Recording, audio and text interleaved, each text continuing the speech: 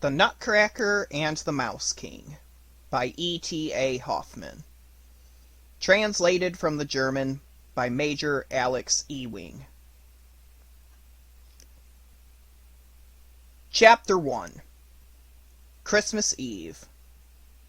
On the 24th of December, Dr. Stahlbaum's children were not allowed, on any pretext whatever, at any time of all that day, to go into the small drawing room, much less into the best drawing room into which it opened. Fritz and Marie were sitting cowards together in a corner of the back parlor when the evening twilight fell, and they began to feel terribly eerie. Seeing that no candles were brought, as was generally the case on Christmas Eve, Fritz, whispering in a mysterious fashion, confided to his young sister, who was just 7, that he had heard rattlings and rustlings going on all day since early morning inside the forbidden rooms, as well as distant hammerings. Further, that a short time ago a little dark-looking man had gone slipping and creeping across the floor with a big box under his arm, though he was well aware that this little man was no other than Godpapa Drosselmeyer. At this news Marie clapped her little hands for gladness and cried, "Oh, I do wonder what pretty things Godpapa Drosselmeyer has been making for us this time." Godpapa Drosselmeyer was anything but a nice-looking man. He was little and lean, with a great many wrinkles on his face. A big patch of black plaster where his right eye ought to have been, and not a hair on his head, which is why he wore a fine white wig made of glass and a beautiful work of art. But he was a very, very clever man, who even knew and understood all about clocks and watches, and could make them himself, so that when one of the beautiful clocks that were in Dr. Stahlbaum's house were out of sorts and couldn't sing, Godpapa Drosselmeyer would come, take off his glass periwig and his little yellow coat, gird himself with a blue apron, and proceed to stick sharp-pointed instruments into the inside of the clock, in a way that made little Marie quite miserable to witness.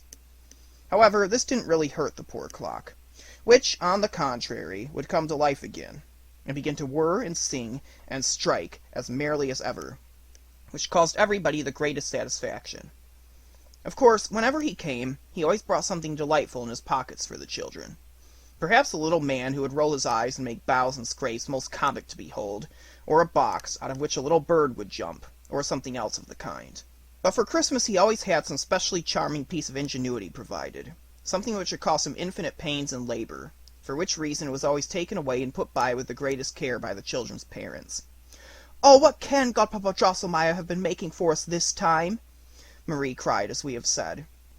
Fritz was of the opinion that, this time, it could hardly be anything but a great castle, a fortress, where all sorts of pretty soldiers would be drilling and marching about, and then that other soldiers would come and try to get into the fortress, upon which the soldiers would fire away at them as pluckily as you please with cannon, till everything banged and thundered like anything.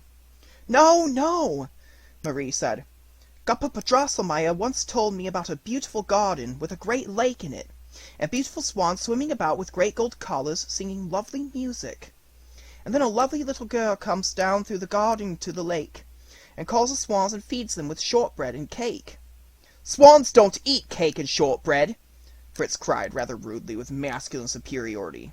"And Godpapa Drosselmeyer couldn't make a whole garden. After all, we have got very few of his playthings. Whatever he brings is always taken away from us.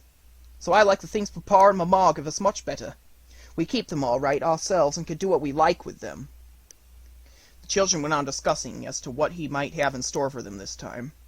Marie called Fritz's attention to the fact that Miss Gertrude, her biggest doll, appeared to be failing a good deal as time went on, inasmuch as she is more clumsy and awkward than ever, tumbling on the floor every 2 or 3 minutes, a thing which did not occur without leaving very ugly marks in her face, and of course a proper condition of her clothes became out of the question altogether. Scolding was of no use. Mamma, too, had laughed at her for being so delighted with Miss Gertrude's little new parasol. Fritz again remarked that a good fox is lacking in a small zoological collection, and that his army is quite without cavalry, as his papa was well aware. But the children knew that their elders had got all sorts of charming things ready for them, as also that Jesus, at Christmas time, took special care of their wants. Marie sat in thoughtful silence, but Fritz murmured quietly to himself, "All the same, I should like a fox and some huzzas." It was now quite dark. Fritz and Marie were sitting close together, and did not dare to utter another syllable. They felt as if there were a fluttering of gentle, invisible wings around them, whilst very far away, but unutterably beautiful strain of music could dimly be heard. Then a bright gleam of light passed quickly athwart the wall, and the children knew that Jesus had sped away on shining wings to other happy children. At this moment, a silvery bell said, "Cling-ling, cling-ling," and the doors flew open, and such a brilliance of light came streaming from the drawing room that the children stood rooted where they were with cries of, "Oh! Oh!" But Papa and Mama came and took their hands, saying, "Come now, darlings, and see what the blessed Jesus has brought for you." Chapter 2. The Christmas Presents. I appeal to yourself, kind reader or listener, Fritz, Theodore, Ernest, or whatsoever your name may chance to be, and I beg you to bring vividly before your mind's eye your last Christmas table, all glorious with its various delightful Christmas presents. And then perhaps you'll be able to form some idea of the manner in which the two children stood speechless with brilliant gazes fixed on all the beautiful things. How, after a little, Marie, with a sigh, cried, "Oh, how lovely! How lovely!" And Fritz gave several jumps of delight. The children had certainly been very, very good and well behaved all the foregoing year to be thus rewarded, for never had so many beautiful and delightful things been provided for them as this time. The great Christmas tree on the table bore many apples of silver and gold, and all its branches were heavy with bud and blossom, consisting of sugar almonds, many tinted bonbons, and all sorts of charming things to eat. Perhaps the prettiest thing about this wonder tree, however, was the fact that in all the recesses of its spreading branches hundreds of little tapers glittered like stars, inviting the children to pluck its flowers and fruit. Also, all round the tree on every side everything shone and glittered in the loveliest manner. Oh, how many beautiful things there were! Who could describe them all? Marie gazed there at the most delicious dolls, and all kinds of toys, and, what was the prettiest thing of all, a little silk dress of many tinted ribbons was hung upon a projecting branch in such sort that she could admire it on all its sides, which she accordingly did, crying out several times, "Oh, the lovely, darling little dress! And I do believe I really shall be allowed to put it on." Fritz, in the meantime, had had 2 or 3 trials how his new fox, which he had actually found on the table, could gallop, and now stated that he seemed a wildish sort of brute. But no matter. He felt sure he would soon get him well in order, and he set to work to muster his new squadron of hussars, admirably equipped in red and gold uniforms with real silver swords, and mounted on such shining white horses that you would have thought they were of pure silver too. When the children had sobered down a little, and were beginning upon the beautiful picture books which were open, so that you could see all sorts of most beautiful flowers and people of every hue, to say nothing of lovely children playing, all as naturally represented as if they were really alive and could speak, there came another tinkling of a bell, to announce the display of Godpapa Drosselmeyer's Christmas present, which was on another table against the wall, concealed by a curtain. When this curtain was drawn, what did the children behold? On a green lawn, bright with flowers, stood a lordly castle, with a great many shining windows and golden towers. A chime of bells was going on inside it. Doors and windows opened, and you saw very small, but beautiful, ladies and gentlemen, with plumed hats, and long robes down to their heels, walking up and down in the rooms of it. In the central hall, which seemed all in a blaze, there were quantities of little candles burning in silver chandeliers. Children, in little short doublets, were dancing to the chimes of the bells. A gentleman in an emerald green mantle came to a window, made signs thereat, and then disappeared inside again. Also, even Godpapa Drosselmeyer himself, but scarcely taller than Papa's thumb, came now and then, and stood at the castle door, then went in again. Fritz had been looking on with the rest at the beautiful castle, and the people walking about and dancing in it, with his arms leant on the table. Then he said, "Godpapa Drosselmeyer, let me go into your castle for a little." Drosselmeyer answered that this could not possibly be done, in which he was right, for it was silly of Fritz to want to go into a castle which was not so tall as himself, golden towers and all. And Fritz saw that this was so. After a short time, as the ladies and gentlemen kept walking about just in the same fashion, the children dancing, and the emerald man looking out at the same window, and Godpapa Drosselmeyer coming to the door, Fritz cried impatiently, "Godpapa Drosselmeyer, please come out at that other door." "That can't be done, dear Fritz," answered Drosselmeyer. Well, resumed Fritz, make that green man that looks out so often walk about with the others. And that can't be done either, said his godpapa once more. Make the children come down, then, said Fritz. I want to see them nearer. Nonsense, nothing of that sort can be done, said Drosselmeyer with impatience. The machinery must work as it's doing now. It can't be altered, you know. Oh, said Fritz. It can't be done, eh? Very well, then, Godpapa Drosselmeyer. I'll tell you what it is. If your little creatures in the castle there can only always do as the same thing, they're not worth much, and I think precious little of them. No, give me my hussars. They've got to maneuver backwards and forwards just as I want them, and are not fastened up in a house. With which he made off to the other table, and set his squadron of silver horses trotting here and there, wheeling and charging and slashing right and left to his heart's content. Marie had slipped away softly, too, for she was tired of the promenading and dancing of the puppets in the castle, though, kind and gentle as she was, she did not like to show it as her brother did. Drosselmeyer somewhat annoyed such an appearance. After all, an ingenious piece of mechanism like this is not a matter for children who do not understand it. I shall put my castle back in its box again. But the mother came to the rescue, and made him show her the clever machinery which moved the figures, Drosselmeyer taking it all to pieces, putting it together again, and quite recovering his temper in the process, so that he gave the children all sorts of delightful brown men and women with golden faces, hands, and legs, which were made of ginger cake, and with which they were greatly content. Chapter 3. Marie's Pet and Protégé. But there was a reason wherefore Marie found it against the grain to come away from the table where the Christmas presents were laid out. And this was that she had just noticed something there which she had not observed at first. Fritz's hussars having taken ground to the right at some distance from the tree, in front of which they had previously paraded, there became visible a most delicious little man, who was standing there quiet and unobtrusive, as if waiting patiently till it should be his turn to be noticed. Considerable objection, might perhaps have been taken to him on the score of his figure, for his body was rather too tall and stout for his legs, which were short and slight. Moreover, his head was a good deal too large. But much of this was atoned for by the elegance of his costume, which showed him to be a person of taste and cultivation. He had on a very pretty violet hussar's jacket, all over knobs and braiding, pantaloons of the same, and the loveliest little boots ever seen on a hussar officer, fitting his dear little legs just as if they had been painted onto them. It was funny, certainly, that dressed in this style as he was, he had on a little rather absurd short cloak on his shoulders, which looked almost as if it were made of wood, and on his head a cap like a miner's. But Marie remembered that Godpapa Drosselmeyer often appeared in a terribly ugly morning jacket, and with a frightful-looking cap on his head, and yet was a very, very darling godpapa. As Marie kept looking at this little man, which she had quite fallen in love with at first sight, she saw more and more clearly what a sweet nature and disposition was legible in his countenance. Those green eyes of his, which stuck perhaps a little more prominently out of his head than was quite desirable, beamed with kindliness and benevolence.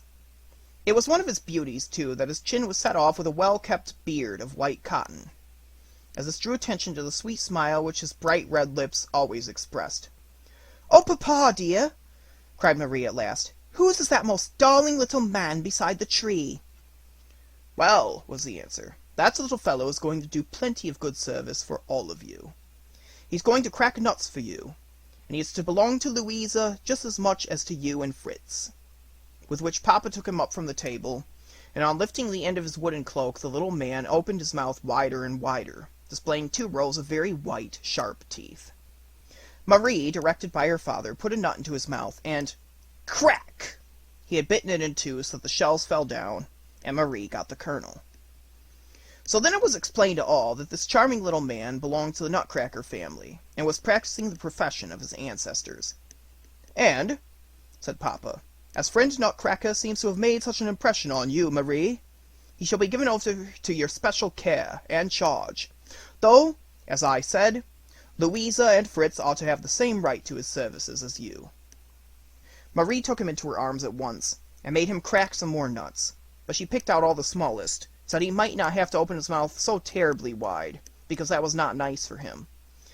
Then Sister Louisa came, and he had to crack some nuts for her too, which duty he seemed very glad to perform, as he kept on smiling most courteously. Meanwhile, Fritz was a little tired after so much drill and maneuvering, so he joined his sisters and laughed beyond measure at the funny little fellow, who, as Fritz wanted his share of the nuts, was passed from hand to hand, and was continually snapping his mouth open and shut. Fritz gave him all the biggest and hardest nuts he could find, but all at once there was a loud splintering noise, and 3 teeth fell out of the Nutcracker's mouth, and all his lower jaw was loose and wobbly. "Oh, my poor darling Nutcracker!" Marie cried, and took him away from Fritz. "A nice sort of chap he is," said Fritz. "Calls himself a Nutcracker, and can't even give a decent bite.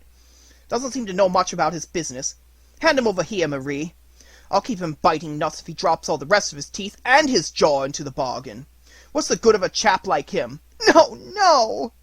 cried Marie in tears. "You shan't have him, my darling Nutcracker. See how he's looking at me so mournfully and showing me his poor sore mouth. But you're a hard-hearted creature. You beat your horses, and you've had one of your soldiers shot." "Those things must be done," said Fritz, "and you don't understand anything about such matters.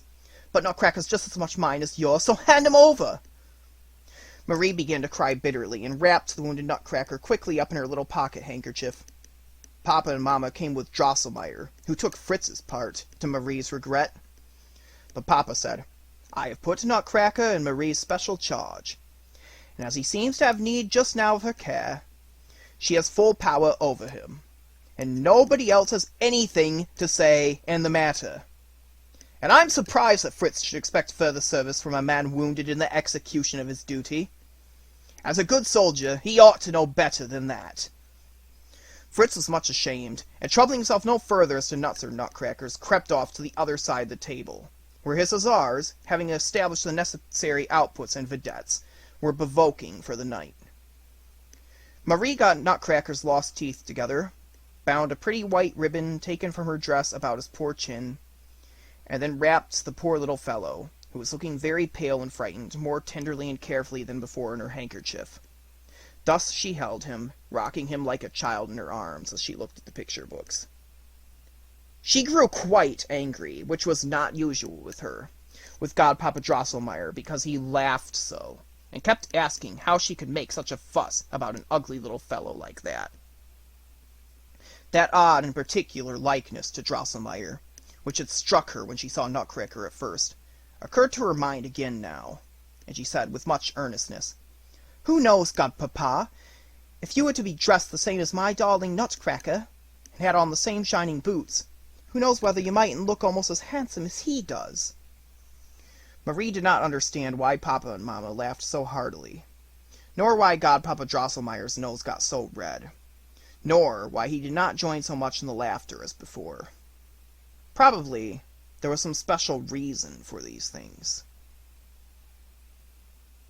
Chapter 4. Wonderful Events. We must now explain that in the sitting room, on the left hand as you go in, there stands against the wall a high, glass-fronted cupboard where all the children's Christmas presents are yearly put away to be kept.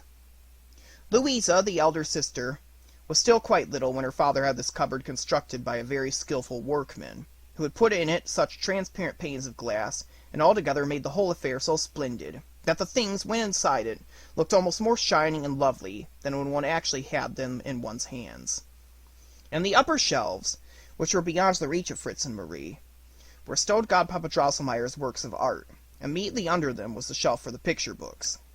Fritz and Marie were allowed to do what they liked with the 2 lower shelves, but it always came about that the lower one of all was that in which Marie put away her dolls as their place of residence, whilst Fritz utilized the shelf above this as cantonments for his troops of all arms. So that on the evening as to which we are speaking, Fritz had quartered his hussars in his, the upper, shelf of these 2, whilst Marie had put Miss Gertrude rather in a corner, established her new doll in the well-appointed chamber there, with all its appropriate furniture, and invited herself to tea and cakes with her.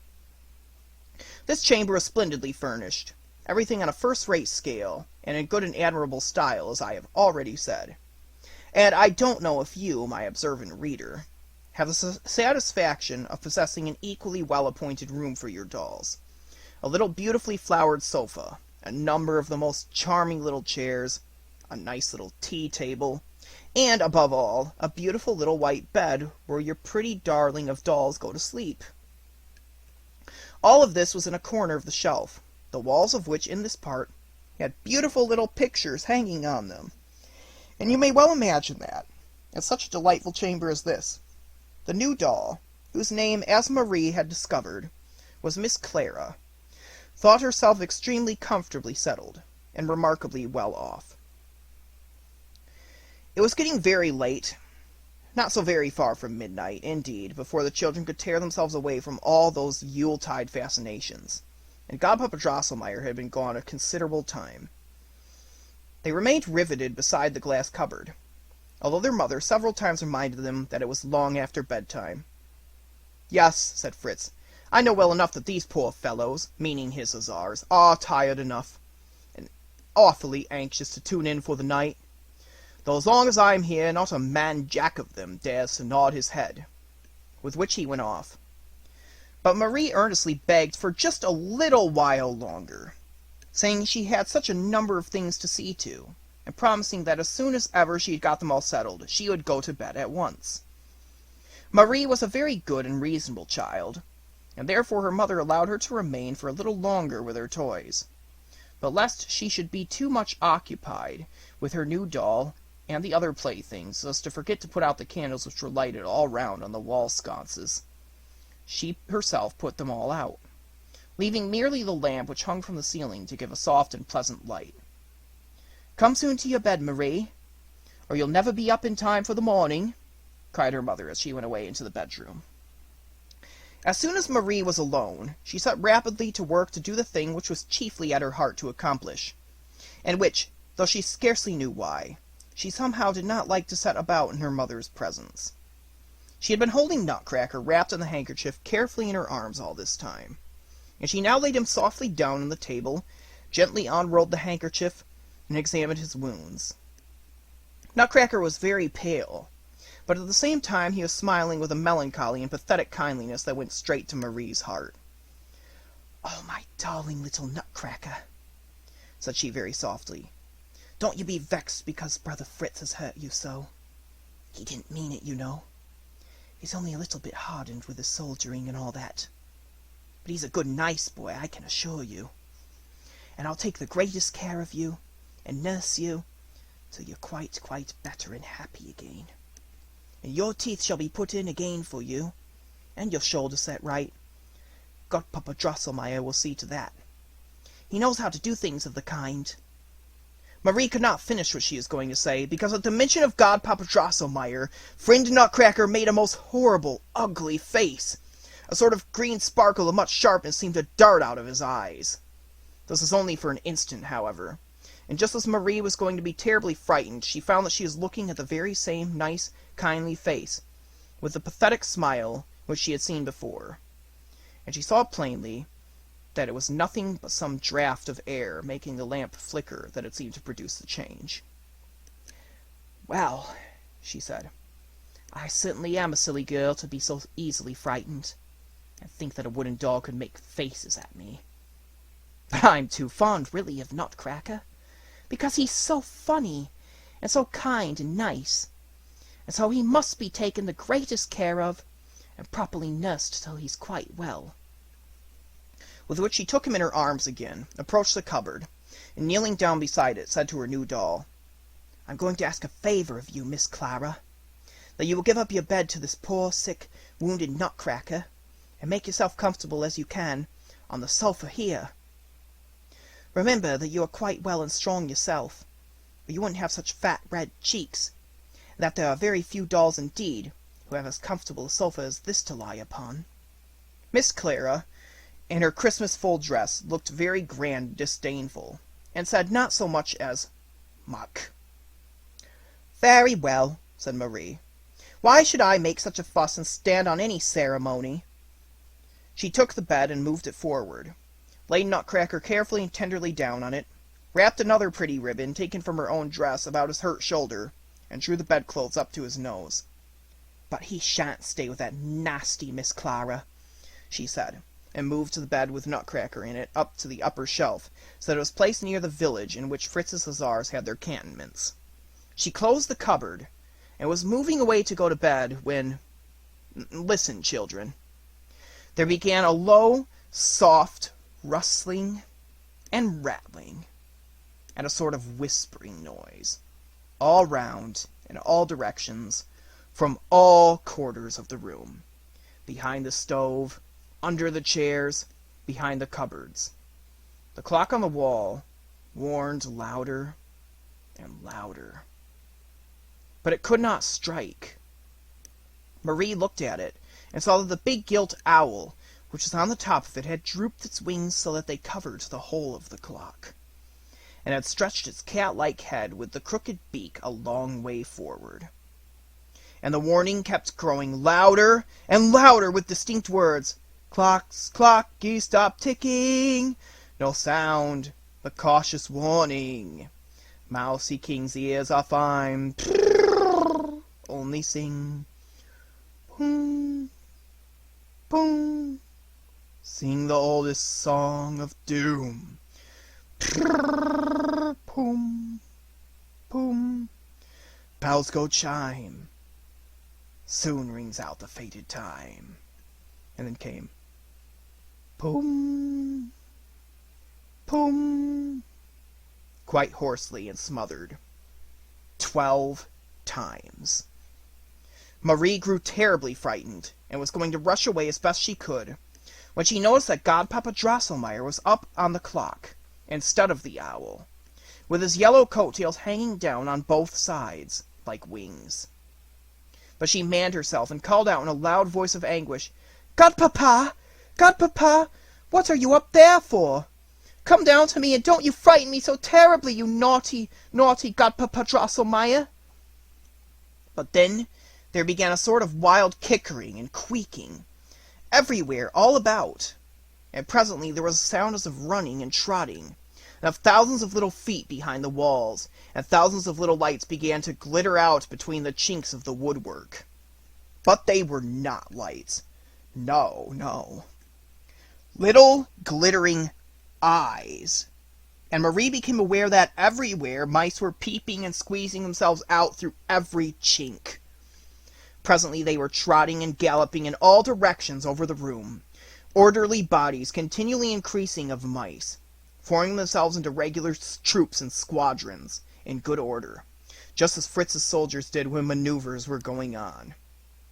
As Marie was not afraid of mice, as many children are, she could not help being amused by this.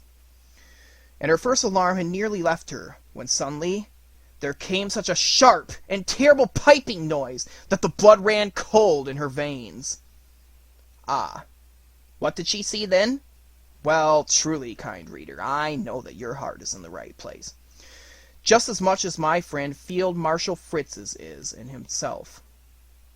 But if you had seen what now came before Marie's eyes, you would have made a clean pair of heels of it. Nay, I consider that you would have plumped into your bed, and drawn the blankets further over your head than necessity demanded. But poor Marie hadn't in her power to do any such thing, because right at her feet, as if impelled by some subterranean power, sand and lime and broken stone came bursting up, and then 7 mouse heads with 7 shining crowns upon them rose through the floor, hissing and piping in a most horrible way. Quickly, the body of the mouse which had those 7 crowned heads forced its way up through the floor, and the enormous creature shouted with its 7 heads aloud to the assembled multitude, squeaking them with all the 7 mouths in full chorus. And then the entire army set itself in motion and went trot, trot, right up to the cupboard, and in fact to Marie, who was standing right beside it. Marie's heart had been beating so with terror that she had thought it must jump out of her breast and she must die. But now it seemed to her as if the blood in her veins stood still. Half fainting, she leant backwards, and then there was a shattering noise, and the pane of the cupboard, which she had broken with her elbow, fell in shivers to the floor. She felt for a moment a sharp, stinging pain in her arm, but still this seemed to make her heart lighter. She heard no more of the squeaking and piping. Everything was quiet, and though she didn't dare to look, she thought the noise of the glass breaking had frightened the mice back to her holes. But what came to pass then? Right behind Marie, a movement seemed to commence at the cupboard, and small, faint voices began to be heard saying, "Come awake, measures take, out to the fight, out to the fight, shield the right, arm and away, this is the night." And harmonica bells began ringing as prettily as you please. "Oh, that's my little peal of bells," cried Marie, and went nearer and looked in. Then she saw that there was bright light in the cupboard, and everything busily in motion there, dolls and little figures of various kinds all running about together, and struggling with their little arms. At this point, Nutcracker rose from his bed, cast off the bedclothes, and sprung with both feet onto the floor of the shelf, crying out at the top of his voice, "Knack! Knack! Knack, stupid mousy pack! All their skulls will crack! Mousy pack! Knack! Knack! Mousy pack! Crick! Crack! Cowardly lot of schnack!" And with this he drew his little sword, waved it in the air, and cried, "Ye my trusty vassals, brethren and friends, are ye ready to stand by me in this great battle?" Immediately 3 scaramouches, 1 pantaloon, 4 chimney sweeps, 2 zither players, and a drummer cried in eager accents, "Yes, your highness, we will stand by you in loyal duty. We will follow you to your death, the victory, and the fray." And they precipitated themselves after Nutcracker, who, in the excitement of the moment, had dared that perilous leap to the bottom of the shelf. Now they might well dare this perilous leap, for not only had they got plenty of clothes on of cloth and silk, but besides there was not much on their insides except cotton and sawdust, so they plumped down like little wool sacks. But as for poor Nutcracker, he would certainly have broken his arms and legs, for, bethink you, it was nearly 2 feet from where he had stood to the shelf below, and his body was as fragile as if it had been made of elm wood. Yes, Nutcracker would have broken his arms and legs had not Miss Clara started up at the moment of his spring from her sofa, and received the hero, drawn sword and all, in her tender arms. "Oh, you dear good Clara!" cried Marie. "How I did misunderstand you! I believe you were quite willing to let dear Nutcracker have your bed." But Miss Clara now cried as she passed the young hero gently to her silken breast, "Oh, my lord, go not into this battle in danger, sick and wounded as you are. See how your trusty vassals, clowns and pantaloon, chimney sweeps, zithermen and drummer, are already arrayed below, and puzzle figures in my shelf here are in motion preparing for the fray. Deign then, O my lord, to rest in these arms of mine, and contemplate your victory from a safe coign of vantage." Thus spoke Miss Clara.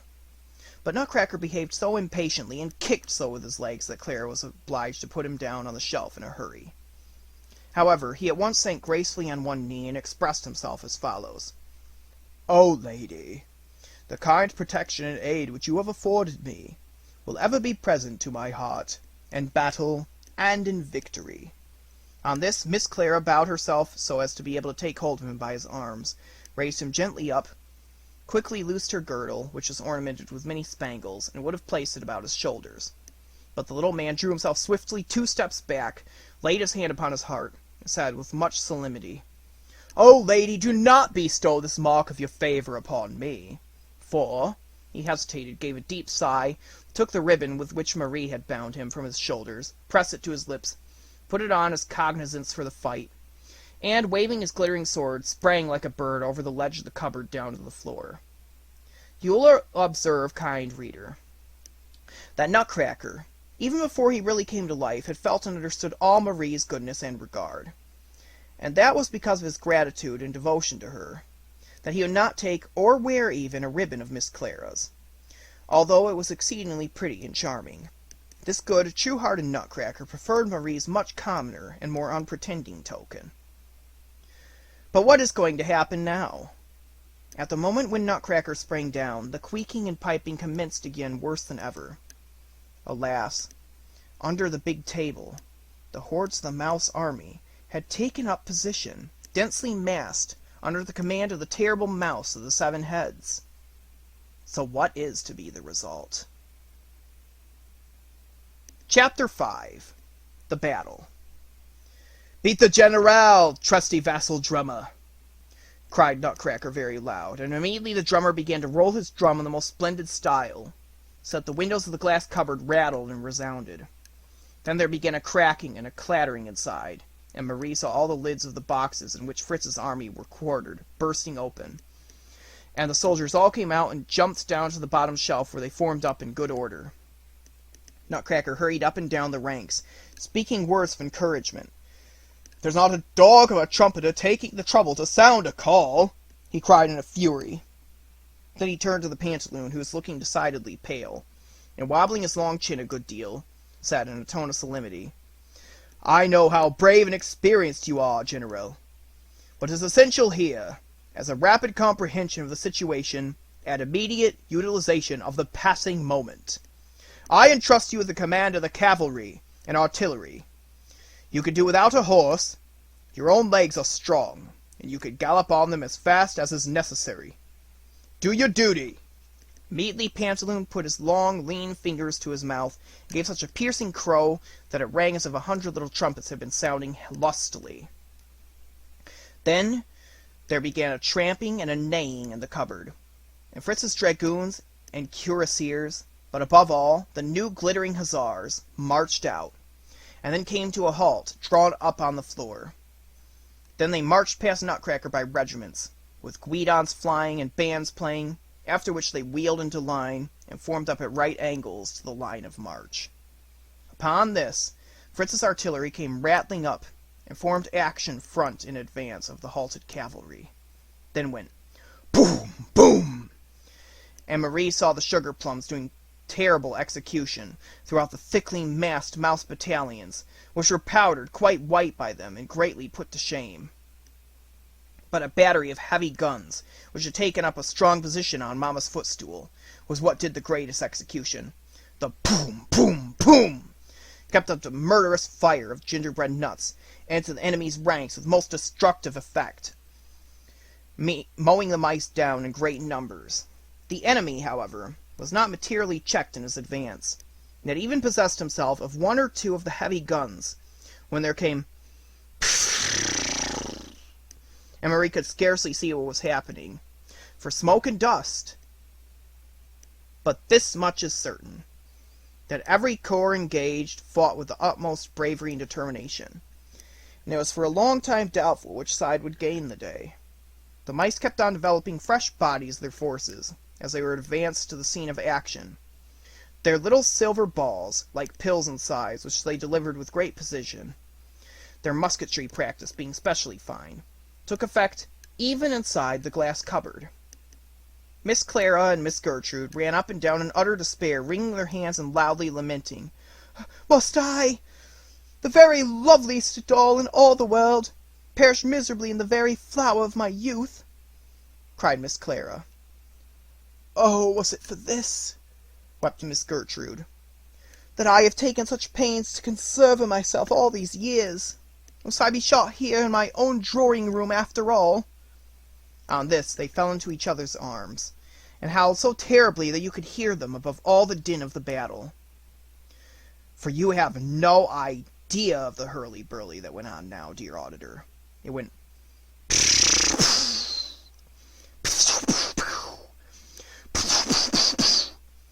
all confusedly and higgledy-piggledy, and the Mouse King and the mice squeaked and screamed. And then again Nutcracker's powerful voice was heard shouting words of command, and issuing important orders, and he was seen striding along amongst his battalions in the thick of the fire. Pantaloon had made several most brilliant cavalry charges, and covered himself with glory. But Fritz's hussars were subjected by the mice to a heavy fire of very evil-smelling shot, which made horrid spots on their red tunics. This caused them to hesitate, and hang rather back for a time. Pantaloon made them take ground to the left in echelon, and in the excitement of the moment he, with his dragoons and cuirassiers, executed a somewhat analogous movement. That is to say, they brought up the right shoulder, wheeled to the left, and marched home to their quarters. Tins had the effect of bringing the battery of artillery on the footstool into imminent danger, and it was not long before a large body of exceedingly ugly mice delivered such a vigorous assault on this position that the whole of the footstool, with the guns and gunners, fell into the enemy's hands. Nutcracker seemed much disconcerted, and ordered his right wing to commence a retrograde movement. A soldier of your experience, my dear Fritz, knows well that such a movement is almost tantamount to a regular retreat, and you grieve with me in anticipation for the disaster which threatens the army of Marie's beloved little Nutcracker. But turn your glance in the other direction, and look at this left wing of Nutcracker's, where all is still going well, and you will see that there is yet much hope for the commander-in-chief and his cause.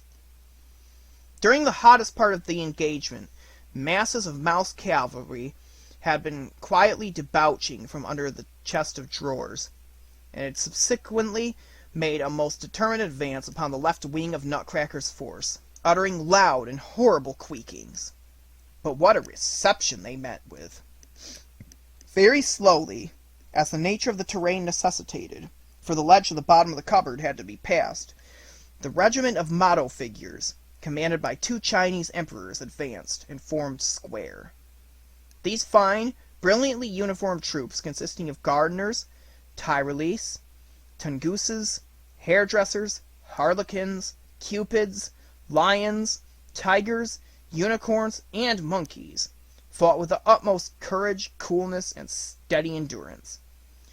The battalion d'élite would have wrested the victory from the enemy, had not one of his cavalry captains, pushing forward in a rash and foolhardy manner, made a charge upon one of the Chinese emperors and bitten off his head. This Chinese emperor in his fall knocked over and smothered a couple of Tunguses and a unicorn, and this created a gap, through which the enemy effected in a rush, which resulted in the whole battalion being bitten to death. But the enemy gained little advantage by this, for as soon as one of the mouse cavalry soldiers bit one of these brave adversaries to death, he found that there was a small piece of printed paper sticking in his throat, of which he died in a moment. Still, this was of small advantage to Nutcracker's army, which, having once commenced a retrograde movement, went on retreating farther and farther, suffering greater and greater loss, so that the unfortunate Nutcracker found himself driven back close to the front of the cupboard, with a very small remnant of his army. "Bring up the reserves! Pantaloon! Scaramouche! Drummer! Where the devil have you got to?" cried the Nutcracker, who was still reckoning on reinforcements from the cupboard. And there did, in fact, advance a small contingent of brown gingerbread men and women, with gilt faces, hats, and helmets. But they laid about them so clumsily that they never hit any of the enemy, and soon knocked off the cap of their commander-in-chief, Nutcracker himself. The enemy's chasseurs soon bit their legs off, so that they tumbled topsy-turvy and killed several of Nutcracker's companions in arms into the bargain. Nutcracker was now hard-pressed and closely hemmed in by the enemy, and in a position of extreme peril. He tried to jump the bottom ledge of the cupboard, but his legs were not long enough. Miss Clara and Miss Gertrude had fainted, so they could give him no assistance. Hussars and heavy dragoons came charging up at him, and he shouted in wild despair, "A horse! A horse! My kingdom! For a horse!" At this moment, 2 of the enemy's riflemen seized him by his wooden cloak, and the king of the mice went rushing up to him, squeaking in triumph out of all his 7 throats. Marie could contain herself no longer. "Oh, my poor Nutcracker!" she sobbed, took her left shoe off, without very distinctly knowing what she was about, and threw it as hard as she could into the thick of the enemies, straight at their king. Instantly, everything vanished and disappeared. All was silence. Nothing to be seen. But Marie felt a more stinging pain than before in her left arm, and fell on the floor insensible. Chapter 6. The Invalid. When Marie awoke from a death-like sleep, she was lying in her little bed, and the sun was shining brightly in at the window, which was all covered with frost flowers. There was a stranger gentleman sitting beside her, whom she recognized as Dr. Wendelstern. "She's awake," he said softly, and her mother came and looked at her very scrutinizingly and anxiously. "Oh, Mother!" whispered Marie. Are all those horrid mice gone away? Is the Nutcracker quite safe? Don't talk such nonsense, Marie, answered her mother. What have the mice got to do with Nutcracker? You are a very naughty girl, and have caused us all a great deal of anxiety. See, it comes of children not doing as they're told. You were playing with your toys so late last night that you fell asleep. I don't know whether or not some mice jumped at you and frightened you, though there are no mice here generally. But at all events, you broke a pane of the glass cupboard with your elbow, and cut your arm so badly that Dr. Vendelstern, who has just taken a number of pieces of the glass out of your arm, thinks that if it had been only a little higher up, you might have had a stiff arm for life, or even have bled to death. Thank heaven I awoke at about 12 o'clock and missed you, and I found you lying insensible in front of the glass cupboard, bleeding frightfully, with a number of Fritz's lead soldiers scattered about you, and other toys, broken motto figures, and gingerbread men, and Nutcracker was lying on your bleeding arm, with your left shoe not far off. Oh, Mother! Mother! Said Marie. These were the remains of the tremendous battle between the toys and the mice. And what frightened me so terribly was that the mice were going to take Nutcracker, who was the commander-in-chief of the toy army. They were going to take him a prisoner. Then I threw my shoe in among the mice, and after that I know nothing more what happened. Dr. Vendelstern gave a significant look at the mother, who said very gently to Marie, Never mind, dear. Keep yourself quiet. The mice are all gone away, and Nutcracker's in the cupboard, quite safe and sound. Here Marie's father came in and had a long consultation with Dr. Vendelstern. Then he felt Marie's pulse, and she heard them talking about wound fever. She had to stay in bed and take medicine for some days, although she didn't feel at all ill, except that her arm was rather stiff and painful. She knew Nutcracker got safe out of the battle, and she seemed to remember, as if in a dream, that he had said quite distinctly in a very melancholy tone, Marie, dearest lady, I am most deeply indebted to you, but it is in your power to do even more for me still. She thought and thought what this could possibly be, but in vain. She couldn't make it out. She wasn't able to play on account of her arm, and when she tried to read or look through the picture books, everything wavered before her eyes so strangely that she was obliged to stop. So the day seemed very long to her, and she could scarcely pass the time till evening, when her mother came in and sat at her bedside, telling and reading her all sorts of nice stories.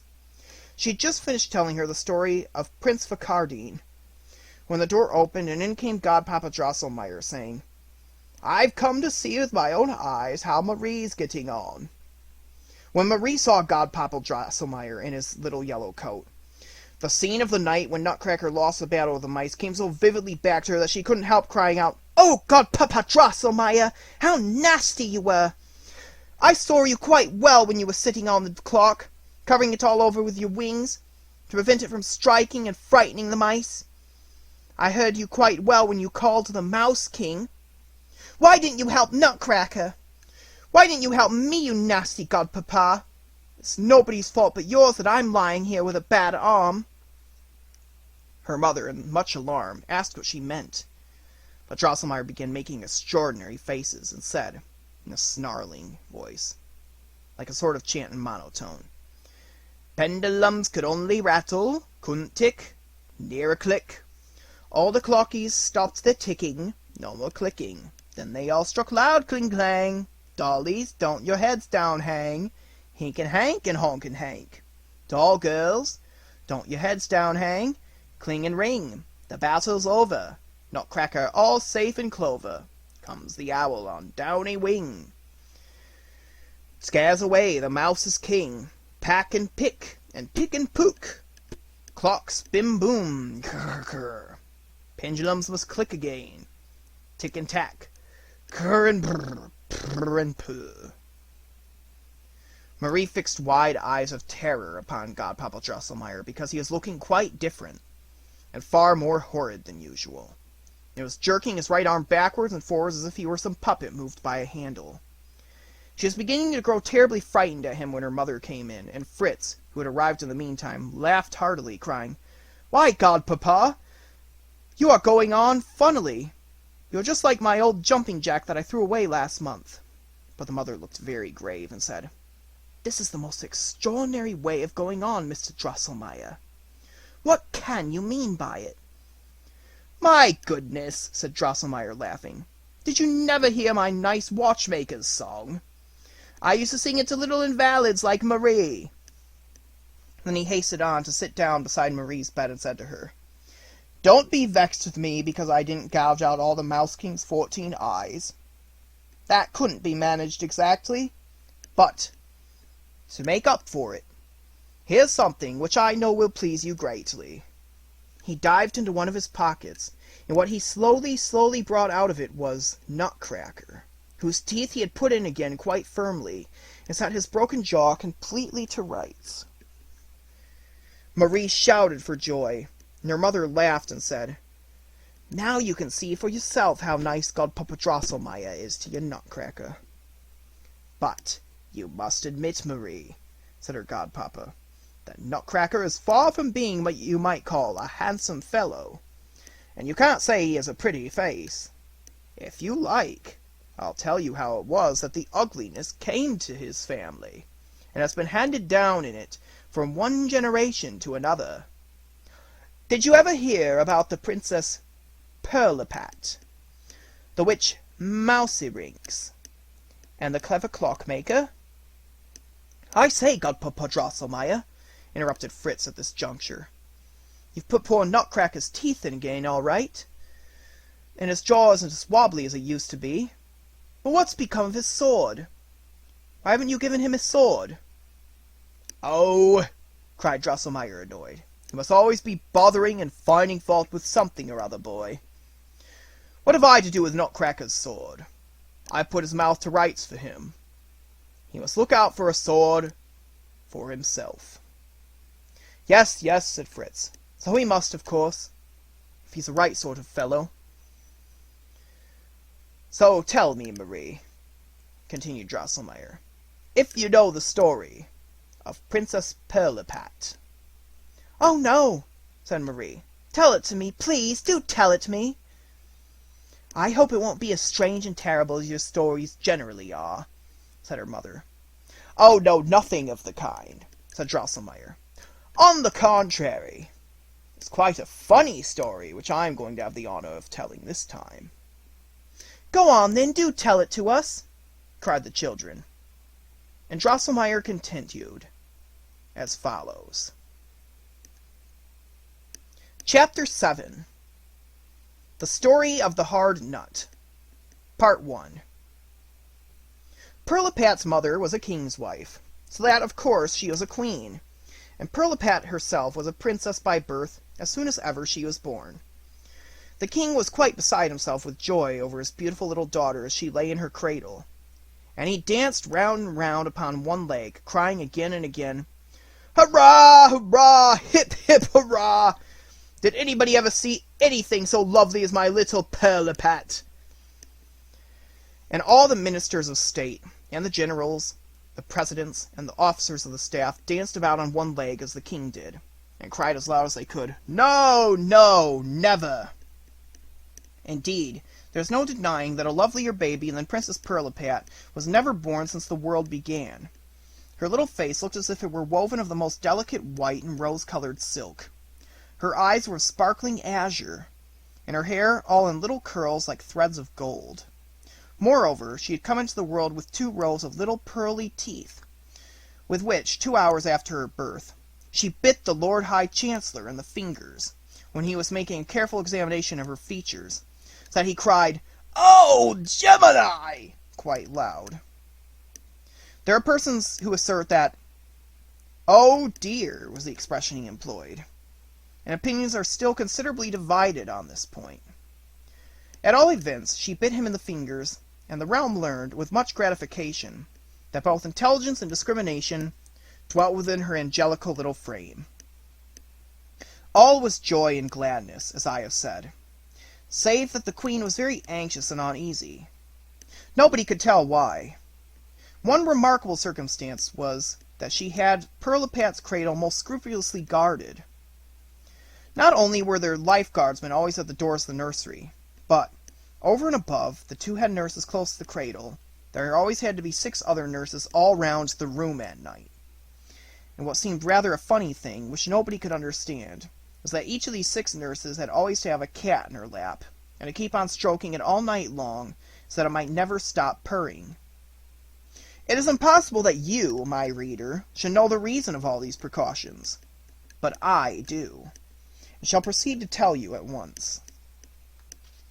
Once upon a time, many great kings and many grand princes were assembled at Pirlipat's father's court, and very great doings were toward.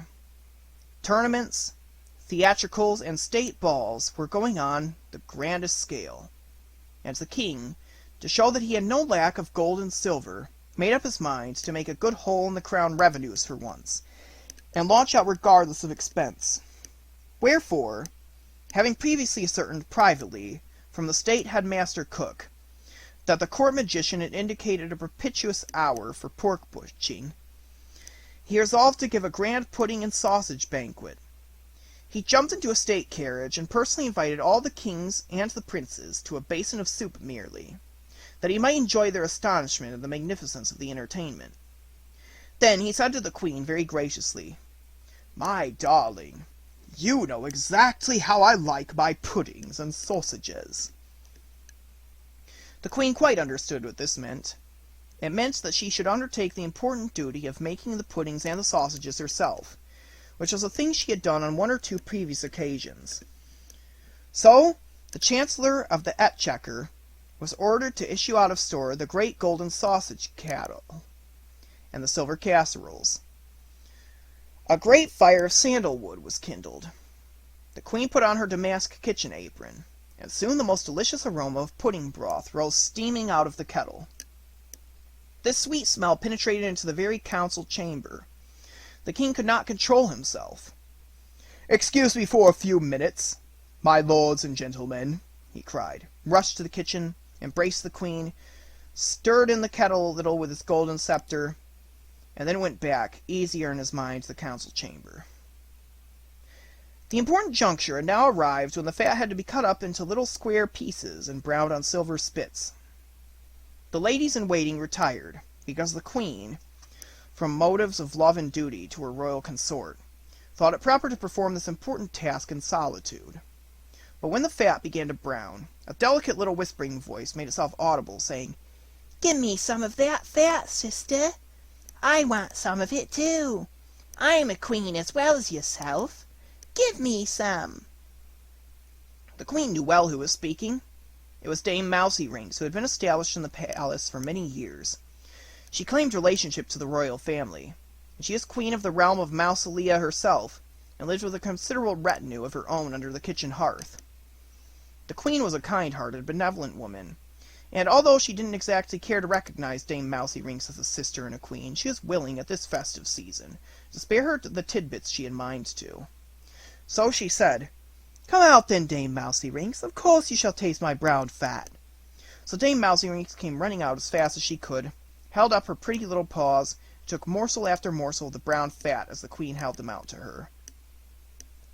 But then all Dame Mousey-Rings' uncles, and her cousins, and her aunts came jumping out too, and her 7 sons, who were terrible ne'er-do-wells, into the bargain, and they all set to at the brown fat, and the queen was too frightened to keep them at bay.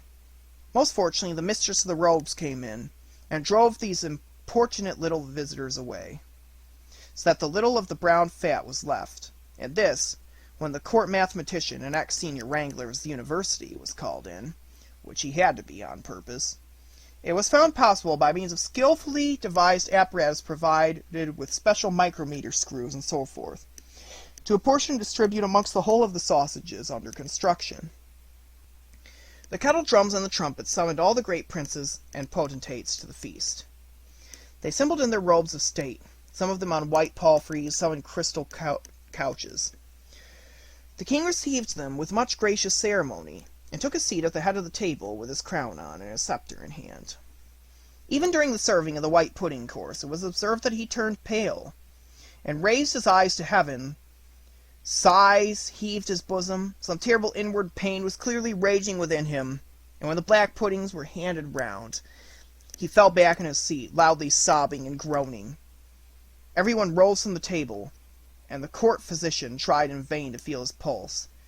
Ultimately, after the administration of most powerful remedies, burnt feathers and the like, His Majesty seemed to recover his senses to some extent, and stammered, scarce audibly, the words, "Too little fat." The Queen cast herself down at his feet in despair, and cried in a voice broken of sobs, "Oh, my poor unfortunate royal consort! Ah, what tortures you are doomed to endure! But see the culprit here at your feet! Punish her severely! Alas, Dame Mousy Rings, her uncles, her 7 sons, her cousins, and her aunts, came and ate up nearly all the fat. And—" Here the Queen fell back miserable, but the King jumped up all anger and cried in a terrible voice, "Mistress of the Robes, what is the meaning of this?" The Mistress of the Robes told all she knew, and the King resolved to take revenge on Dame Mousy Rings and her family for eating up the fat which ought to have been in the sausages. The Privy Council was summoned, and it was resolved that Dame Mousy Rings should be tried for her life, and all her property confiscated. But as His Majesty was of opinion that she might go on consuming the fat, which was his appanage, the whole matter was referred to the court clockmaker and arcanist, whose name was the same as mine, Christian Elias Drosselmeyer, and he undertook to expel Dame Mousy Rings and all her relations from the palace precincts forever, by means of a certain politico-diplomatic procedure. He invented certain ingenious little machines, into which pieces of browned fat were inserted, and he placed these machines down all about the dwelling of Dame Mousy Rings. Now she herself was much too knowing not to see through Drosselmeyer's artifice, but all her remonstrances and warnings to her relations were unavailing. Enticed by the fragrant odor of the brown fat, all her 7 sons and a great many of her uncles, her cousins, and her aunts walked into little Drosselmeyer's machines and were immediately taken prisoners by the fall of a small grating, after which they met with a shameful death in the kitchen. Dame Mousy Rings left this scene of horror with her small following. Rage and despair filled her breast. The court rejoiced greatly. The Queen was very anxious because she knew Dame Mousy Rings' character, and knew well that she would never allow the death of her sons and other relatives to go unavenged. And in fact, one day when the Queen was cooking a fricassee of sheep's lights for the King, a dish to which he was exceedingly partial, Dame Mousy Rings suddenly made her appearance and said, "My sons and my uncles, my cousins and my aunts, are now no more. Have a care, lady, lest the Queen of the Mites bites your little princess in two. Have a care!" With which she vanished, and was no more seen. But the Queen was so frightened that she dropped the fricassee into the fire. And this was the second time Dame Mousy Rings spoiled one of the King's favorite dishes, at which he was very irate. "But this is enough for tonight. We'll go on with the rest of it another time." Sorely as Marie, who had ideas of her own about this story, begged Godpapa Drosselmeyer to go on with it, he would not be persuaded, and jumped up, saying, "Too much at a time wouldn't be good for you. The rest tomorrow."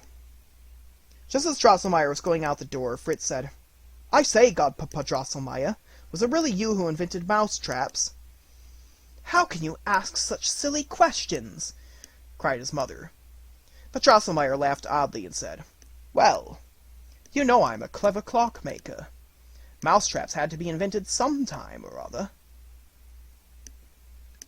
Chapter 8. The Story of the Hard Nut, Part 2. "And now you know, children," said Godpapa Drosselmeyer the next evening, "why it was the Queen took such precautions about her little Pirlipat. Had she not always the fear before her eyes of Dame Mousy Rings coming back and carrying out her threat of biting the princess to death? Drosselmeyer's ingenious machines were of no avail against the clever, crafty Dame Mousy Rings, and nobody save the court magician knew the family of the cat Purr had the power to keep her at bay. This was the reason why each of the lady nurses was obliged to keep one of the sons of that family, each of whom was given the honorary rank and title of Privy Councillor of Legation, on her lap, and render his onerous duty less irksome by gently scratching his back. One night, just after midnight, one of the chief nurses stationed close to the cradle woke suddenly from a profound sleep. Everything lay buried in slumber. Not a purr to be heard. Deep, death-like silence, so that the death watch ticking in the wainscot sounded quite loud. What were the feelings of this principal nurse when she saw, close beside her, a great hideous mouse standing on its hind legs, with its horrid head laid on the princess's face? She sprang up in a scream of terror. Everybody awoke. But then Dame Mousey-Rinks, for she was the great big mouse in Pirlipat's cradle, ran quickly away into the corner of the room. The privy councillors of legation dashed after her, but it was too late. She was off and away through a chink in the floor. The noise awoke Pirlipat, who cried terribly. "Heaven be thanked, she is still alive!" cried all the nurses. But what was their horror when they looked at Pirlipat and saw what the beautiful, delicate little thing had turned into. An enormous bloated head instead of the pretty little golden-haired one, at the top of a diminutive, crumpled-up body, and green, wooden-looking eyes staring where the lovely azure-blue pear had been, whilst her mouth had stretched across from one ear to the other. Of course the queen nearly died of weeping and loud lamentation, and the walls of the king's study had to be hung with padded arras, because he kept banging his head against them, crying, "Oh, wretched king that I am! Oh, wretched king that I am!" Of course he might have seen then that it would have been much better to eat his puddings with no fat in them at all, and let Dame Mousey-Rinks and her folk stay on under the hearthstone. But Pirlipat's royal father thought not of that. What he did was to lay all the blame on the court clockmaker and arcanist, Christian Elias Drosselmeyer of Nuremberg. Wherefore he promulgated a sapient edict to the effect that said Drosselmeyer should, within the space of 4 weeks, restore Princess Pirlipat to her pristine condition, or, at least, indicate an unmistakable and reliable process whereby that might be accomplished, or else suffer a shameful death by the axe of the common headsman. Drosselmeyer was not a little alarmed, but he soon began to place confidence in his art and in his luck. So he proceeded to execute the first operation which seemed to him to be expedient. He took Princess Pirlipat very carefully to pieces, screwed off her hands and feet, and examined her interior structure. Unfortunately, he found that the bigger she got, the more deformed she would be, so that he didn't see what was to be done at all. He put her carefully together again, and sank down beside her cradle, which he wasn't allowed to go away from, in the deepest dejection. The 4th week had come, and Wednesday of the 4th week, when the king came in, his eyes gleaming with anger, made threatening gestures with his scepter, and cried, "Christian Elias Drosselmeyer, restore the princess, or prepare for death." Drosselmeyer began to weep bitterly. The little princess kept on cracking nuts, an occupation which seemed to afford her much quiet satisfaction. For the first time, the arcanist was struck by Pirlipat's remarkable appetite for nuts, and the circumstance that she had been born with teeth. And the fact had been that immediately after her transformation she had begun to cry, and she had gone on crying till by chance she got hold of a nut. She at once cracked it and ate the kernel, after which she is quite quiet.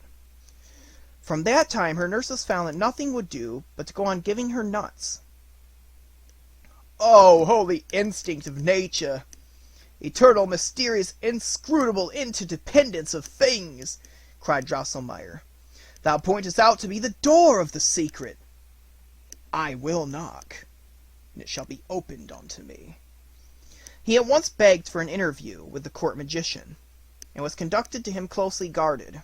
They embraced with many tears, for they were great friends, and then retired into a private closet, where they referred to many books treating of sympathies, antipathies, and other mysterious subjects. Night came on. The court magician consulted his books, and, with the assistance of Drosselmeyer, figured out what the princess needed. This is an exceedingly difficult operation, for the lines kept getting more and more entangled and confused for ever so long. But at last, oh, what joy! It lay plain before them that all the princess had to do to be delivered from the enchantment which made her so hideous, and get back her former beauty, was to eat the sweet kernel of the nut Krakatuk. Now this nut Krakatuk had a shell so hard that you might have fired a 48-pounder at it without producing the slightest effect on it. Moreover, it was essential that this nut should be cracked in the princess's presence, by the teeth of a man whose beard had never known a razor, and who had never had on boots. This man was to hand the kernel to her with his eyes closed, and he might not open them till he had made 7 steps backwards without a stumble. Drosselmeyer and the magician had been at work on this problem uninterruptedly for 3 days and 3 nights, and on the Saturday the king was sitting at dinner, when Drosselmeyer, who was to have been beheaded on the Sunday morning, burst joyfully in to announce that he had found out what was to be done to restore Princess Pirlipat to her pristine beauty. The king embraced him in a burst of rapture, and promised him a diamond sword, 4 decorations, and 2 Sunday suits. "Set to work immediately after dinner," the monarch cried, adding kindly, "Take care, dear Arcanist, that the young unshaven gentleman in shoes, with the Nutcracker already in his hand, is on the spot, and be sure that he touches no liquor beforehand, so that he mayn't trip up when he makes his 7 backward steps like a crab. He can get as drunk as a lord afterwards, if he likes." Drosselmeyer was dismayed at this utterance of the king's, and stammered out, not without trembling and hesitation, that, though the remedy was discovered, both the Nutcracker and the young gentleman who was to crack it had still to be searched for, and that it was matter of doubt whether they would ever be got hold of at all. The king, greatly incensed, whirled his scepter round his crowned head, and shouted in the voice of a lion, "Very well! Then you must be beheaded!" It was exceedingly fortunate for the wretched Drosselmeyer that the king had thoroughly enjoyed his dinner that day, and was consequently in admirable temper, and disposed to listen to the sensible advice which the queen, who was very sorry for Drosselmeyer, did not spare to give him. Drosselmeyer took heart, and represented that he really had filled the conditions, and discovered the necessary measures, and had gained his life consequently. The king said this was all bosh and nonsense, but at length, after 2 or 3 glasses of liquors, decreed that Drosselmeyer and the magician should start off immediately, and not come back without the Nutcracker in their pockets. The man who was to crack it, by the queen's suggestion, might be heard of by means of advertisements in the local and foreign newspapers and gazettes. Godpapa Drosselmeyer interrupted his story at this point, and promised to finish it on the following evening. Chapter 9. The Story of the Hard Nut, Part 3. Next evening, as soon as the lights were brought, Godpapa Drosselmeyer duly arrived and went on with his story as follows. Drosselmeyer and the court magician had been journeying for 15 long years without finding the slightest trace of the Nutcracker. I might go on for more than 4 weeks telling you where they had all been, and what extraordinary things they had seen.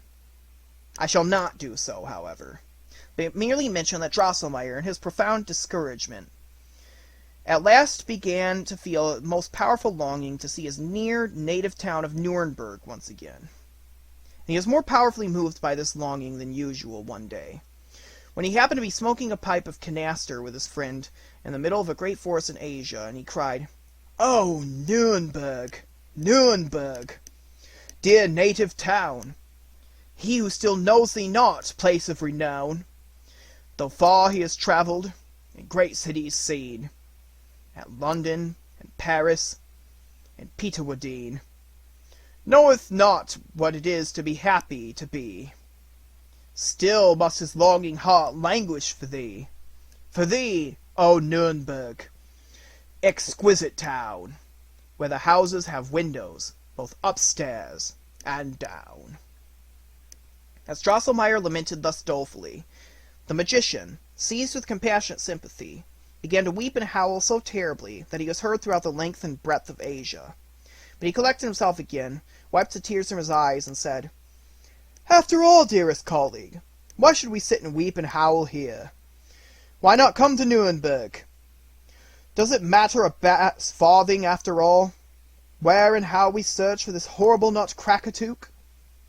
"That's true, too," answered Drosselmeyer, consoled. They both got up immediately, knocked the ashes out of their pipes, started off, and traveled straight on without stopping from that forest right in the center of Asia till they came to Nuremberg. When they got there, Drosselmeyer went straight to his cousin, the toy maker and doll carver, and gilder and varnisher, whom he had not seen for a great many long years.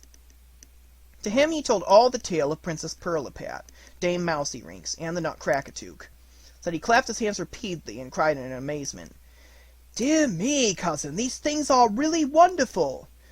Very wonderful indeed. Drosselmeyer told him further some of the adventures he had met with on his long journey.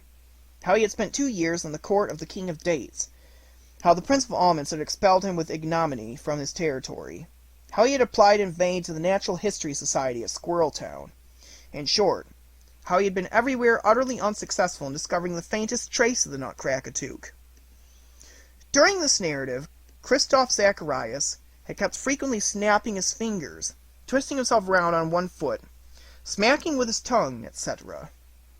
Then he cried, "Ah, that really would be the very deuce and all!" Last he threw his hat and wig into the air, warmly embraced his cousin, and cried, "Cousin, cousin! You're a made man you are! For either I am very much deceived, or I have got the Nutcracker myself!" He immediately produced a little cardboard box, out of which he took a gilded nut of medium size.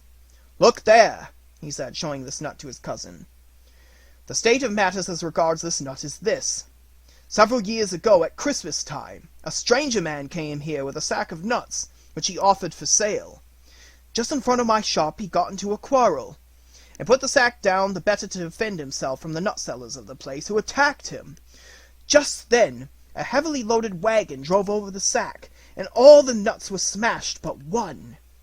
The stranger man, with an odd smile, offered to sell me this nut for 20 crowns apiece of the year 1796. This struck me as strange. I found just such a coin in my pocket, so I bought the nut, and I gilt it over, though I didn't know why I took the trouble quite, or should have given so much for it." All question as to its really being the long-sought Nutcracker was dispelled when the court magician carefully scraped away the gilding and found the word Crackatuke graven on the shell in Chinese characters. The joy of the exiles was great, as you can imagine, and the cousin was even happier, for Drosselmeyer assured him that he was a made man too, as he was sure of a good pension, for all the gold leaf he had want for the rest of his life, for his gilding, free, gratis, for nothing. The arcanist and the magician had both got on their nightcaps and were going to turn into bed, when the magician said, "I tell you what it is, dear colleague. One piece of good fortune never comes alone. I feel convinced that we've not only found the nut, but the young gentleman who is to crack it, and hands the beauty-restoring kernel to the princess into the bargain. I mean none other than your cousin's son here, and I don't intend to close an eye this night, till I've found out for sure." With which he threw away his nightcap, and set at once to work to consult his books. The cousin's son was a nice-looking, well-grown young fellow, who had never been shaved and had never worn boots. True, he had been a jumping-jack for a Christmas or two in his earlier days, and there was scarcely any trace of this discoverable about him. His appearance had been so altered by his father's care.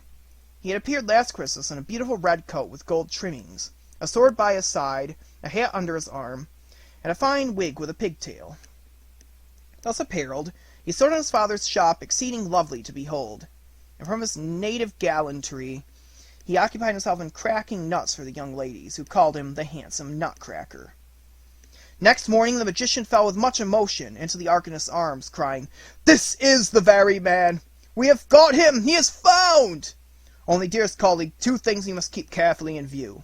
In the first place, we must construct a most substantial pigtail for this precious nephew of yours, which shall be constructed with his lower jaw, and such sort that it will be capable of communicating a very powerful pull to it. And next, when we can get back to the residence, we shall carefully conceal the fact that we have brought the young gentleman who is to shiver the nut back with us. We must not make his appearance for a considerable time after this. I have figured out that if 2 or 3 others bite the nut unsuccessfully to begin with, the king will promise the man who breaks it, and, as a consequence, restores the princess her good looks, the princess's hand, and the succession to the crown." The doll-maker cousin was immensely delighted with the idea of his son marrying Princess Pirlipat, and being a prince and king. So, he gave him wholly over to the envoys to do what they liked with him. The pigtail which Drosselmeyer attached to him proved to be a very powerful and efficient instrument.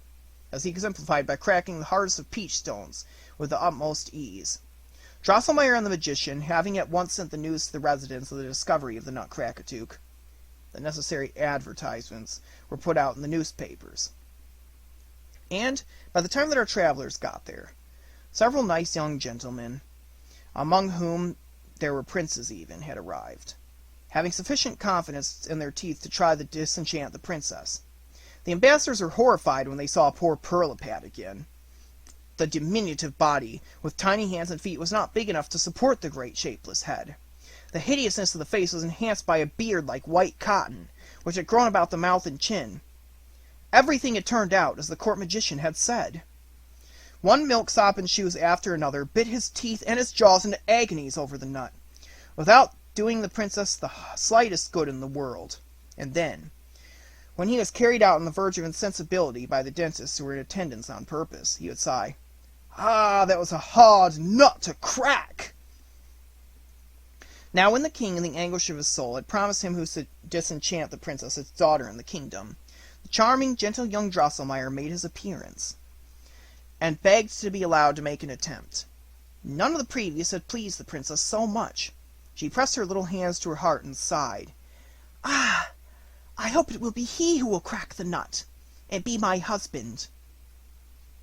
When he had politely saluted the king, the queen, and the Princess Pirlipat, he received the Nutcracker from the hands of the clerk of the closet, put it between his teeth, made a strong effort with his head, and crack! The shell was shattered into a number of pieces. He neatly cleared the kernel from the pieces of husk which were sticking to it, and, making a leg, presented it courteously to the princess, after which he closed his eyes and began his backward steps. The princess swallowed the kernel, and, oh marvel!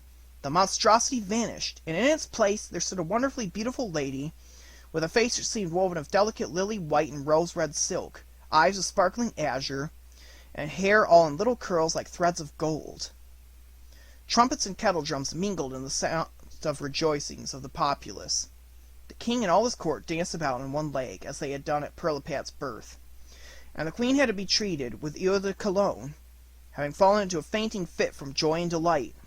All this tremendous tumult interfered not a little with young Drosselmeyer's self-possession, for he still had to make his 7 backward steps, but he collected himself as best he could, and was just stretching out his right foot to make his 7th step, when up came Dame Mousey-Rinks through the floor, making a horrible weaking and squeaking, so that Drosselmeyer, as he was putting his foot down, trod upon her and stumbled so that he almost fell. Oh, misery! All in an instant he was transmogrified, just as the princess had been before. His body, all shriveled up, and could scarcely support the great shapeless head with enormous projecting eyes and the wide gaping mouth. In the place where his pigtail used to be, a scanty wooden cloak hung down, controlling the movements of his nether jaw. The clockmaker and the magician were wild with terror and consternation, and they saw that Dame Mousey-Rinks was wallowing in her gore on the floor. Her wickedness had not escaped punishment, for young Drosselmeyer had quashed her so in the throat with the sharp point of his shoe that she was mortally hurt. But as Dame Mousey-Rinks lay in her death agony, she queeked and cheeped in a lamentable style, and cried, "Oh, Crackatuke, thou not so hard! O fate, which none may disregard! Hee, hee, pee, woe's me, I cry, since I through that hard nut must die. But brave young Nutcracker, I see, you soon must follow after me. My sweet young son, with 7-fold crown, will soon bring Master Cracker down. His mother's death will repay so Nutcracker beware that day.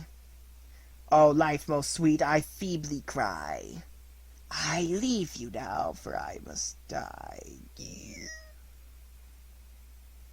With this cry died Dame Mousey-Rinks, and her body was carried out by the court stove-lighter. Meantime, nobody began troubling themselves about young Drosselmeyer, but the princess reminded the king of his promise, and he at once directed that the young hero should be conducted to his presence. But when the poor wretch came forward in his transmogrified condition, the princess put both her hands to her face and cried, "Oh, please take away that horrid Nutcracker!" so that the Lord Chamberlain seized him immediately by his little shoulders and shied him out at the door. The king, furious at the idea of a Nutcracker being brought before him as a son-in-law, laid all the blame on the clockmaker and the magician, and ordered them both to be banished forever. The magician could not have predicted any of this, but that didn't hinder him from making some fresh observations. He predicted that young Drosselmeyer conducted himself so admirably in his new condition that he'd yet be a prince and a king, in spite of his transmogrification. But also that his deformity would only disappear after the son of Dame Mouseyrinks, the seven-headed king of the mice, which he had borne after the death of her original 7 sons, should perish by his hand, and a lady should fall in love with him notwithstanding his deformity. That is the story of the hard nut, children. And now you know why people so often use the expression, "That was a hard nut to crack," and why nutcrackers are so ugly. Thus did Godpapa Drosselmeyer finish his tale. Marie thought the Princess Pirlipat was a nasty, ungrateful thing. Fritz, on the other hand, was of opinion that if Nutcracker had been a proper sort of fellow, he would soon have settled the King Mouse's hash, and got his good looks back again. Chapter 10. Uncle and Nephew.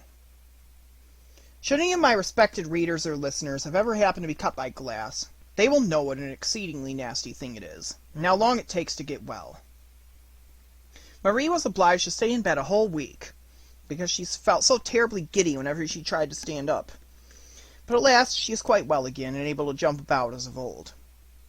Things in the glass cupboard looked very fine indeed, everything new and shiny, trees and flowers and houses, toys of every kind.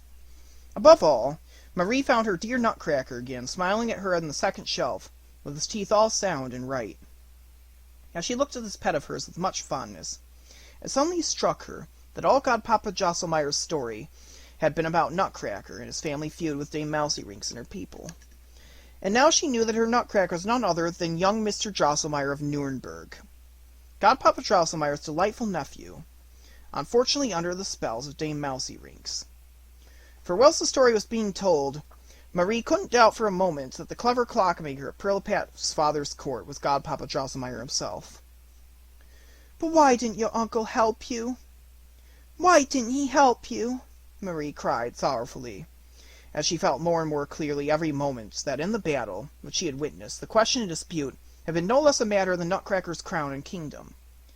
Weren't all the other toys his subjects? And wasn't it clear that the magician's prophecy was that he was to be rightful king of Toyland?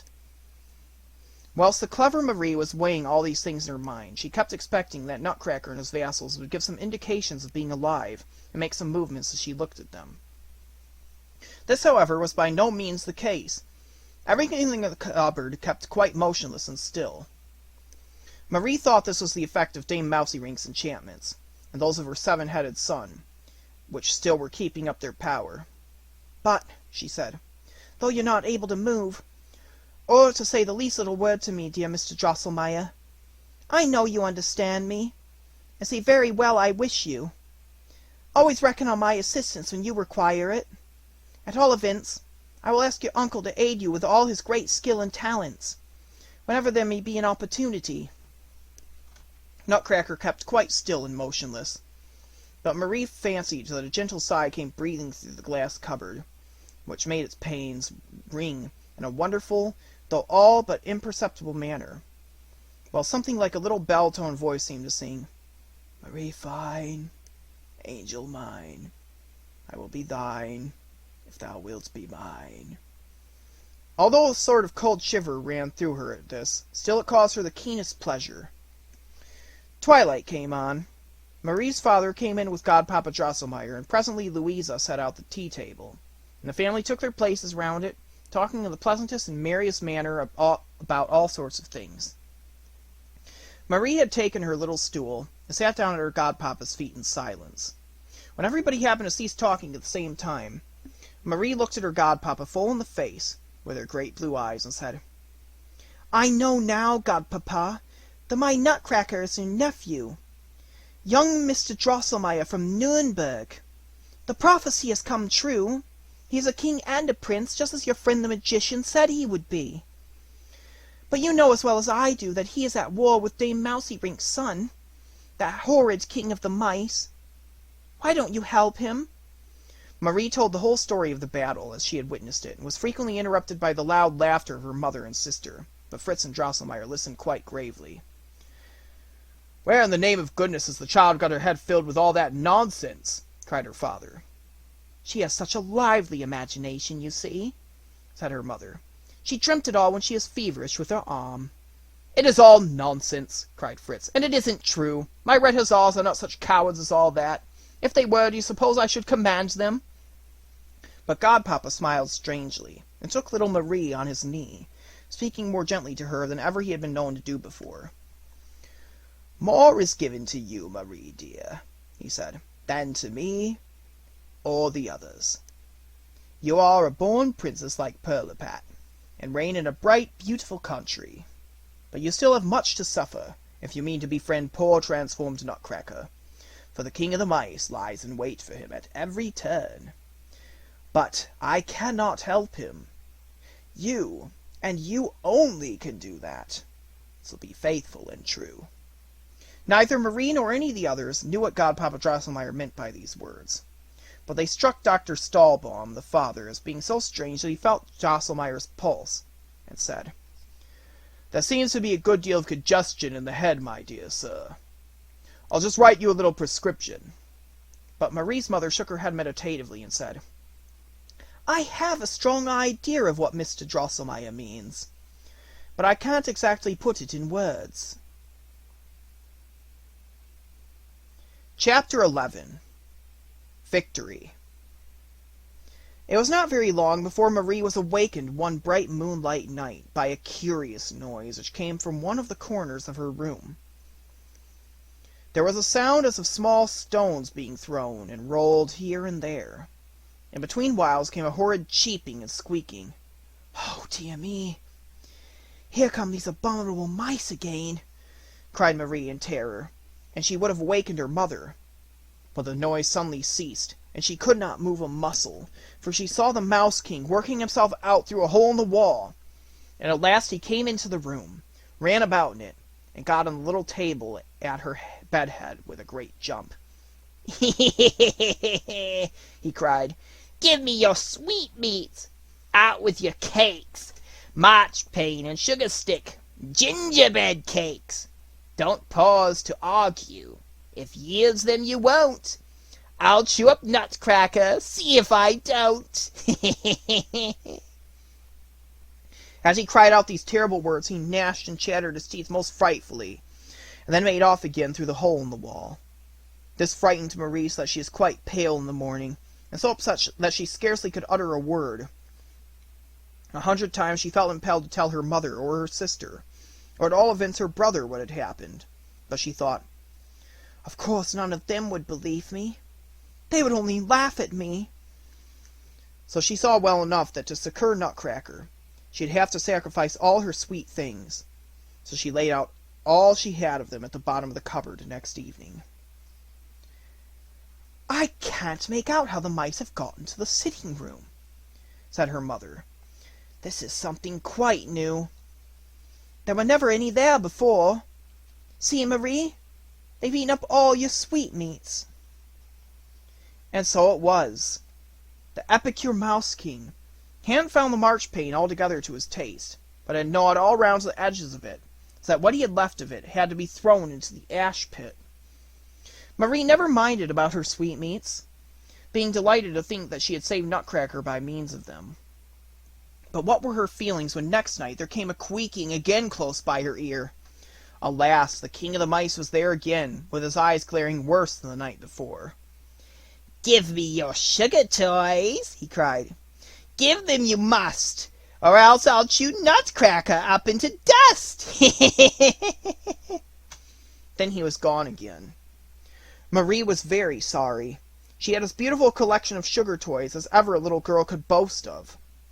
Not only had she a charming little shepherd, with his shepherdess, looking after a flock of milk-white sheep, with a nice dog jumping about them, but 2 postmen with letters in their hands, and 4 couples of prettily dressed young gentlemen, and most beautifully dressed young ladies swinging in a Russian swing.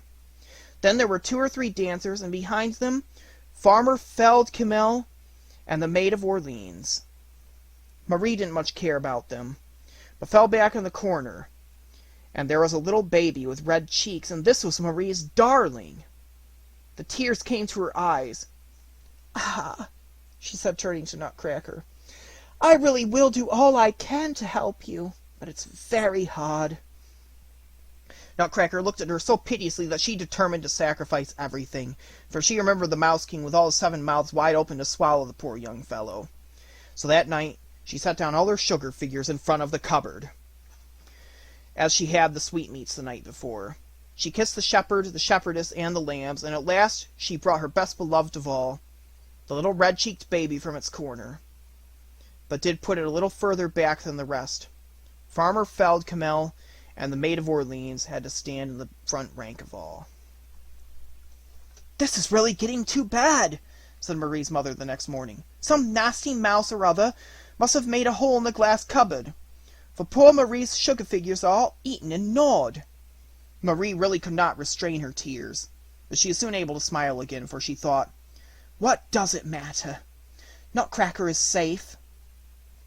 In the evening, Marie's mother was telling her father and godpapa Drosselmeyer about the mischief which some mouse was doing in the children's cupboard, and her father said, "It is a regular nuisance. What a pity it is we can't get rid of it. It's destroying all the poor child's things." Fritz intervened and remarked, "The baker downstairs is a fine gray cat. I'll go and get hold of him, and he'll soon put a stop to it and bite the mouse's head off, even if it's Dame Mousey-Rinks herself or her son, the king of the mice." "Oh, yes," said his mother, laughing, "and jump up on the tables and chairs, knock down the cups and glasses, and do ever so much mischief besides." "No, no," answered Fritz. "The baker's cat's a very clever fellow. I wish I could walk about on the edge of the roof as he does." "Don't let us have a nasty cat on the house in the night time," said Louisa, who hated cats. "Fritz is quite right, though," said the mother, "unless we set a trap. Haven't we got such a thing in the house?" "Godpapa Drosselmeyer is the man to get us one," said Fritz. "It was he who invented them, you know." Everybody laughed, and when the mother said they did not possess such a thing, Drosselmeyer said he had plenty. And he actually sent a very fine one round that day.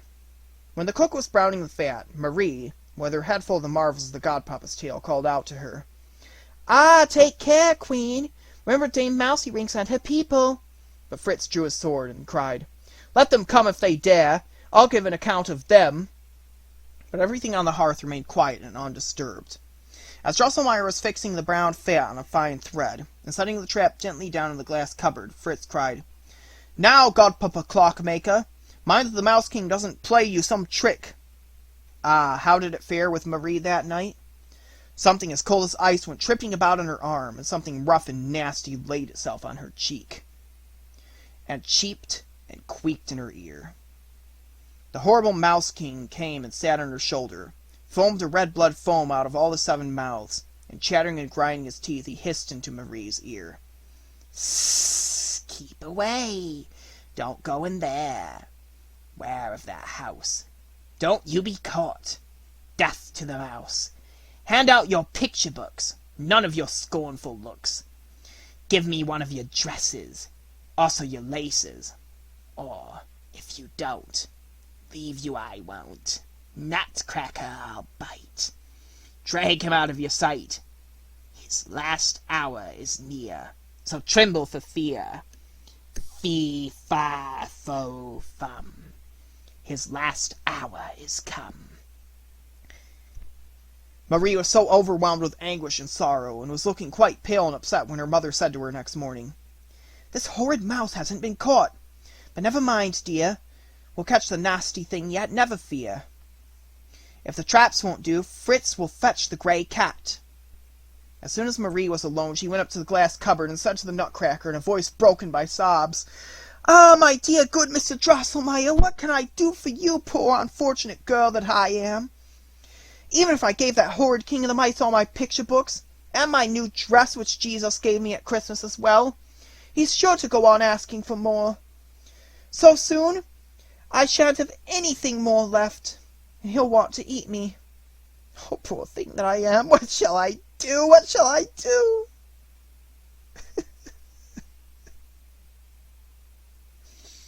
As she was thus crying and lamenting, She noticed a great spot of blood had been left since the eventful night of the battle upon Nutcracker's neck.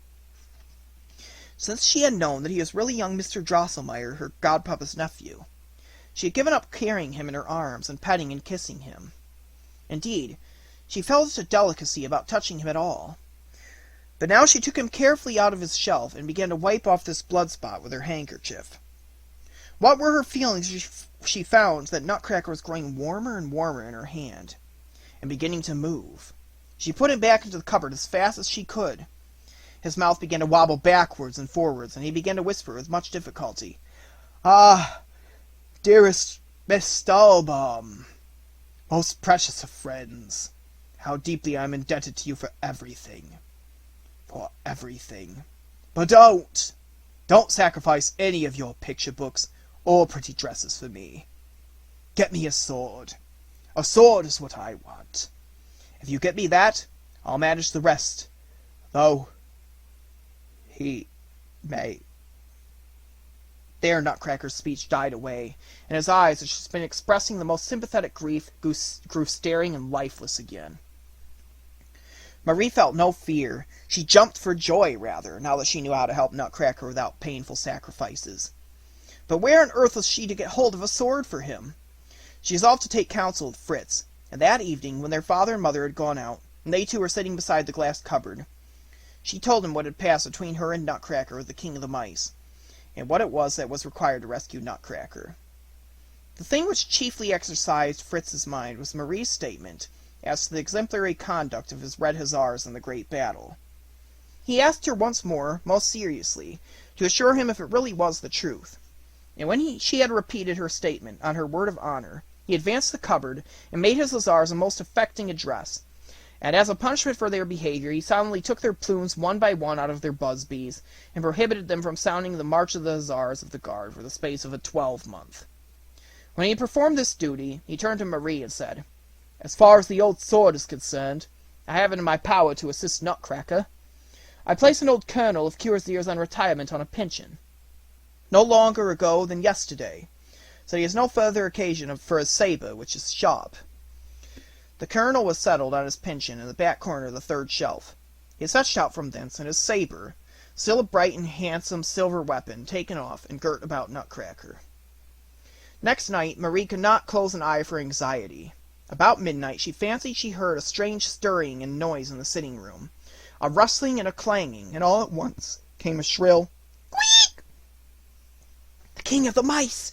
The King of the Mice!" she cried, and jumped out of bed, all terror. Everything was silent, and soon there came a gentle tapping at the door of her room, and a soft voice made heard itself, saying, "Please to open your door, dearest Miss Stahlbaum. Don't be in the least degree alarmed. Good, happy news." It was Drosselmeyer's voice. Young Drosselmeyer's, I mean. She threw on her dressing gown and opened the door as quickly as possible. There stood Nutcracker with his sword all covered with blood in his right hand, and a little wax taper in his left. When he saw Marie, he knelt down on one knee and said, "It was you, and you only, dearest lady, who inspired me with knightly valor, and steeled me with strength to do battle with the insolent caitiff who dared insult you. The treacherous King of the Mice lays vanquished and writhing in his gore. Deign, lady, to accept these tokens of victory from the hand of him who is, till death, your true and faithful knight." With this, Nutcracker took from his left arm the 7 crowns of the Mouse King, which he had ranged upon it, and handed them to Marie, who received them with the keenest pleasure. Nutcracker rose and continued as follows. "Oh, my best beloved Miss Stahlbaum, if you would only take the trouble to follow me for a few steps, what glorious and beautiful things I could show you at the supreme moment when I have overcome my hereditary foe. Do come with me, dearest lady." Chapter 12. Toyland. I feel quite convinced, children, that none of you would have hesitated for a moment to go with good, kind Nutcracker. He had always shown himself to be such a charming person, and Marie was all the more disposed to do as he asked her, because she knew what her claims on his gratitude were, and was sure that he would keep his word, and show her all sorts of beautiful things. So she said, "I will go with you, Mr. Drosselmeyer, but I mustn't be very far. It won't do to be very long, because, you know, I haven't had any sleep yet. Then we will go by the shortest route, said Nutcracker, although it is, perhaps, rather the most difficult. He went on in front, followed by Marie, till he stopped before the big wardrobe. Marie was surprised to see that, though it was generally shut, the doors of it were now wide open, so that she could see her father's traveling cloak of fox fur hanging in the front. Nutcracker clambered deftly up this cloak, by the edgings and trimmings of it, so as to get hold of the big tassel which was fastened at the back of it by a thick cord. He gave this tassel a tug, and a pretty little ladder of cedar wood let itself quickly down through one of the armholes of the cloak. Now, Miss Stahlbaum, step up that ladder if you will be so kind, said Nutcracker. Marie did so, but as soon as she had got up through the armhole, she began to look out at the neck. All at once a dazzling light came streaming on to her, and she found herself standing on a lovely, sweet-scented meadow, from which millions of sparks were streaming upward, like the glitter of beautiful gems. This is Candymead, where we are now, said Nutcracker. But we'll go in at that gate there. Marie looked up and saw a beautiful gateway on the meadow, only a few steps off. It seemed to be made of white, brown, and raisin-colored marble. And when she came close to it, she saw it was all of baked sugar almonds and raisins, which, as Nutcracker said when they were going through it, was the reason it was called almond and raisin cake. It was a gallery running round the upper part of it, apparently made of barley sugar. And in this gallery 6 monkeys dressed in red doublets were playing on brass instruments in the most delightful manner ever heard, so that it was all that Marie could do to notice that she was walking along upon a beautiful, variegated marble pavement, which, however, was really a mosaic of lozenges of all colors. Presently the sweetest of odors came breathing round her, streaming from a beautiful little wood on both sides of the way. There was such a glittering and sparkling among the dark foliage that one could see all the gold and silver fruits hanging on the many-tinted stems. And these stems and branches were all ornamented and dressed up in ribbons and bunches of flowers, like brides and bridegrooms and festive wedding guests. And as the orange perfume came wafted, as if on the wings of gentle zephyrs, there was a soughing among the leaves and branches, and all the gold leaf and tinsel rustled and tinkled like beautiful music, to which the sparkling lights could not help dancing. "Oh, how charming this is!" cried Marie, enraptured. "This is Christmas wood, dearest Miss Stahlbaum," said Nutcracker. "Ah," said Marie, "if I could only stay here for a little! Oh, it is so lovely!" Nutcracker clapped his little hands, and immediately there appeared a number of little shepherds and shepherdesses, and hunters and huntresses, so white and delicate that you would have thought they were made of pure sugar, whom Marie had not noticed before, although they had been walking about in the wood, and they brought a beautiful gold reclining chair, laid down a white satin cushion on it, and politely invited Marie to take a seat. As soon as she did so, the shepherds and shepherdesses danced a pretty ballet, to which the hunters and huntresses played the music on their horns, and then they all disappeared amongst the thickets. "I really must apologize for the poor style in which this dance is executed, dearest Miss Stahlbaum," said Nutcracker. "These people all belong to our wire ballet troupe, and can only do the same thing over and over again. Had we not better go on a little farther?" "Oh, I am sure it was all most delightful, and I enjoyed it immensely," said Marie, as she stood up and followed Nutcracker, who was going on leading the way. They went by the side of a gently rippling brook, which seemed to be what was giving out all the perfume which filled the wood.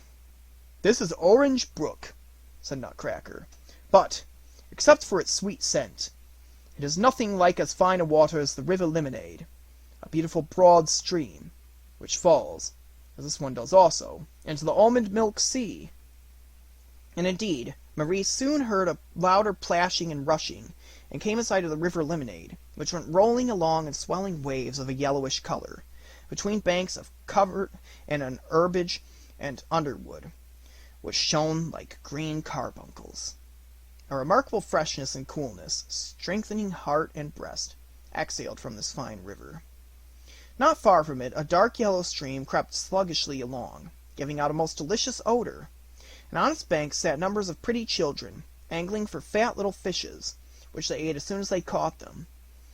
These fish were very much like filberts, Marie saw when she came closer. A short distance farther, on the banks of this stream, stood a nice little village. The houses of this village, and the church, the parsonage, the barns, and so forth, were all dark brown with gilt roofs, and many of the walls looked as if they were plastered over with lemon peel and shelled almonds. "This is Ginger Thorpe on the Honey River," said Nutcracker. "It is famed for the good looks of its inhabitants, but they are very short-tempered people, because they suffer so much from toothache. So, we won't go there at present." At this moment, Marie caught sight of a little town where the houses were all sorts of colors and quite transparent, exceedingly pretty to look at. Nutcracker went on towards this town, and Marie heard a noise of bustle and merriment, and saw some thousands of nice little folks unloading a number of wagons which were drawn up in the marketplace. What they were unloading from the wagons looked like packages of colored paper and tablets of chocolate. "This is Bonbonville," Nutcracker said. "An embassy has just arrived from Paperland and the King of Chocolate. These poor Bonbonville people have been vexatiously threatened lately by the Fly Admiral's forces, so they are covering their houses over with their presents from Paperland, and constructing fortifications with the fine pieces of workmanship which the Chocolate King has sent to them. But oh, dearest Miss Stahlbaum, we are not going to restrict ourselves from seeing the small towns and villages of this country. Let us be off to the metropolis." He stepped quickly onwards, and Marie followed him, all expectation. Soon the beautiful rosy vapor began to rise, suffusing everything with a soft splendor. She saw that this was reflected from a rose-red shining water, which went plashing and rushing away in front of them in wavelets of roseate silver. And on this delightful water, which kept broadening and broadening out wider and wider, like a great lake, the loveliest swans were floating, white as silver, with collars of gold. And, as if vying with each other, they were singing the most beautiful songs, at which little fish, glittering like diamonds, danced up and down on the rosy ripples. "Oh!" cried Marie in the greatest delight. "This must be the lake which Godpapa Drosselmeyer was going to make for me, and I am the girl who is to play with the swans." Nutcracker gave a sneering sort of laugh, such as she had never seen in him before, and said, "My uncle could never make a thing of this kind. You'd be much more likely to do it yourself. But don't let us bother about that. Rather, let us go sailing over the water, Lake Rosa here, to the metropolis." Chapter 13. The Metropolis. Nutcracker clapped his little hands again, and the waves of Lake Rosa began to sound louder and to plash higher, and Marie became aware of a sort of car approaching from the distance, made wholly of glittering precious stones of every color, and drawn by 2 dolphins with scales of gold. 12 of the dearest little boys, with headdresses and doublets made of humming-birds' feathers woven together, jumped to land, and carried first Marie and then Nutcracker, gently gliding above the water into the car, which immediately began to move along over the lake of its own accord. Ah, how beautiful it was when Marie went onwards thus over the waters in the shell-shaped car, with the rose perfume breathing around her, and the rosy waves plashing. The 2 golden-scaled dolphins lifted their nostrils, and sent streams of crystal high in the air, and as these fell down in glittering, sparkling rainbows, there was a sound as of 2 delicate, silvery voices singing, "Who comes over the rosy sea? Fairy is she. Bim, bim, fishes, sim, sim, swans. Soft, soft, golden birds, trot, trot, rosy waves. Wake you and sing. Sparkle and ring, sparkle and cling. This is the fairy we languish to see, coming at last to us over the sea. Rosy waves dash, bright dolphins play, merrily, merrily on." But the 12 little boys in the back of the car seemed to take some umbrage at this song of the water jets, for they shook the sunshades they were holding so that the palm leaves they were made of clattered and rattled together as they shook them, and stamped an odd sort of rhythm with their feet, and sang, "Clip and clap and clap and clip and up and down." "They are merry, amusing fellows," said Nutcracker, a little put out, "but they'll set the whole lake into a state of regular mutiny on my hands." And in fact, there did begin a confused and confusing noise of strange voices which seemed to be floating both in the water and in the air. However, Marie paid no attention to it, and went on looking into the perfumed rosy waves, from each of which a pretty girl's face smiled back to her. "Oh, look at Princess Pirlipat!" she cried, clapping her hands with gladness, "smiling at me so charmingly down there. Do look at her, Mr. Drosselmeyer." But Nutcracker sighed almost sorrowfully, and said, "That is not Princess Pirlipat, dearest Miss Stahlbaum. It is only yourself. Always your own lovely face smiling up from the rosy waves." At this, Marie drew her head quickly back, closed her eyes as tightly as she could, and was terribly ashamed. But just then the 12 boys lifted her out of the car and set her on shore.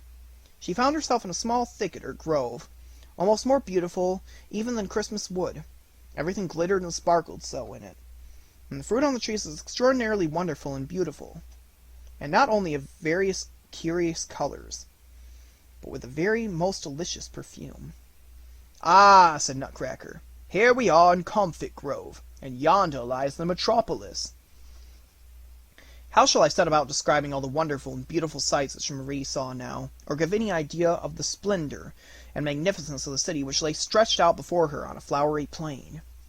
Not only did the walls and towers of it shine in the brightest and most gorgeous colors, but the shapes and appearance of the buildings were like nothing to be seen on earth. Instead of roofs, the houses had on beautiful twinning crowns, and the towers were garlanded with beautiful leaf-work, sculptured and carved into exquisite, intricate designs. As they passed in at the gateway, which looked as if it was made entirely of macaroons and sugared fruits, silver soldiers presented arms, and a little man in a brocade dressing-gown threw himself upon Nutcracker's neck, crying, "Welcome, dearest prince! Welcome to Sweetmeatburg!" Marie wondered not a little to see such a very grand personage recognize Mr. Drosselmeyer as a prince. But she heard a number of small delicate voices making such a loud clamoring and talking, and such a laughing and chattering going on, and such a singing and playing, that she couldn't give her attention to anything else, but asked Mr. Drosselmeyer what was the meaning of it all. "Oh, it is nothing out of the common, dearest Miss Stallbaum," he answered. "Sweetmeatburg is a large, populous city full of mirth and excitement.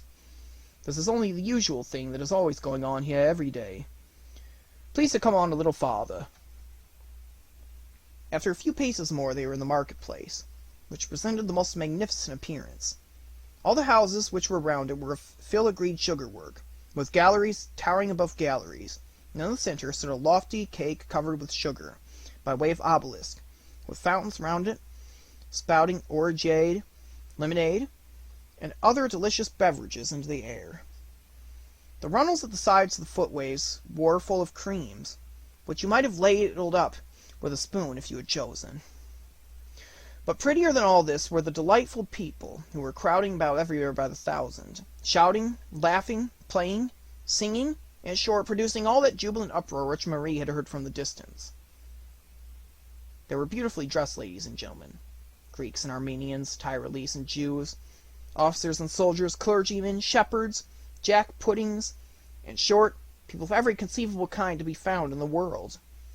The tumult grew greater towards one of the corners. The people streamed asunder, for the Great Mogul happened to be passing along there in his palanquin, attended by 93 grandees of the realm, and 700 slaves.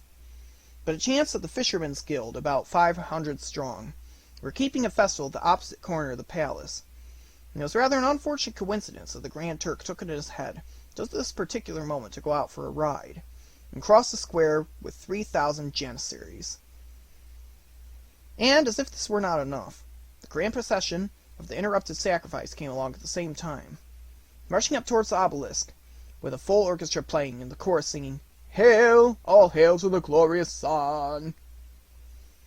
So there was a thronging and a shoving, and a driving and a squeaking, and soon lamentations arose, and cries of pain, for one of the fishermen had knocked a Brahmin's head off in the throng, and the Great Mogul had been very nearly run down by a jack-pudding. The din grew wilder and wilder. People were beginning to shove one another, and even to come to fisticuffs, when the man in the brocade dressing-gown, who had welcomed Nutcracker as prince to the gate, clambered up to the top of the obelisk, and after a very clear tinkling bell had rung thrice, shouted, very loudly, three several times, "Pastry cook! Pastry cook! Pastry cook!" Instantly the tumult subsided. Everybody tried to save his bacon as quickly as he could. And, after the entangled processions had got disentangled, the dirt properly brushed off the Great Mogul, and the Brahmin's head stuck on again all right, the merry voice went on just the same as before. "Tell me why that gentleman called out 'Pastry cook,' Mr. Drosselmeyer, please," said Marie. "Ah, dearest Miss Stallbaum," said Nutcracker, In this place, pastry cook means a certain unknown and very terrible power, which it is believed can do with people just what it chooses. It represents the fate or destiny which makes these happy little people, and they stand in such awe and terror of it that the mere mention of its name quells the wildest tumult in a moment, as the burgomaster has shown. Nobody thinks further of earthly matters, cuffs in the ribs, broken heads, or the like. Everyone retires within himself and says, "What is man, and what is his ultimate destiny?" Marie could not forbear a cry of admiration, utmost astonishment, as she now found herself all of a sudden before a castle, shining in roseate radiance, with 100 beautiful towers. Here and there at intervals upon its walls were rich bouquets of violets, narcissus, tulips, carnations, whose dark, glowing colors heightened the dazzling whiteness, inclining to rose color, of the walls. The great dome of the central building, as well as the pyramidal roofs of the towers, were set all over with thousands of sparkling gold and silver stars. "Aha!" said Nutcracker. "Here we are at Marchpane Castle at last." Marie was sunk and absorbed in contemplation of this magic palace, but the fact did not escape her that the roof was wanting to one of the principal towers, and that little men, up upon a scaffold made of sticks of cinnamon, were busy putting it on again. But before she had time to ask Nutcracker about this, he said, "This beautiful castle was a short time since threatened with tremendous havoc, if not with total destruction. Sweet Tooth the giant happened to be passing by, and he bit off the top of that tower there, and was beginning to gnaw at the great dome. But the Sweetmeatburg people brought him a whole quarter of the town by way of tribute, and a considerable slice of Comfit Grove into the bargain. This stopped his mouth, and he went on his way."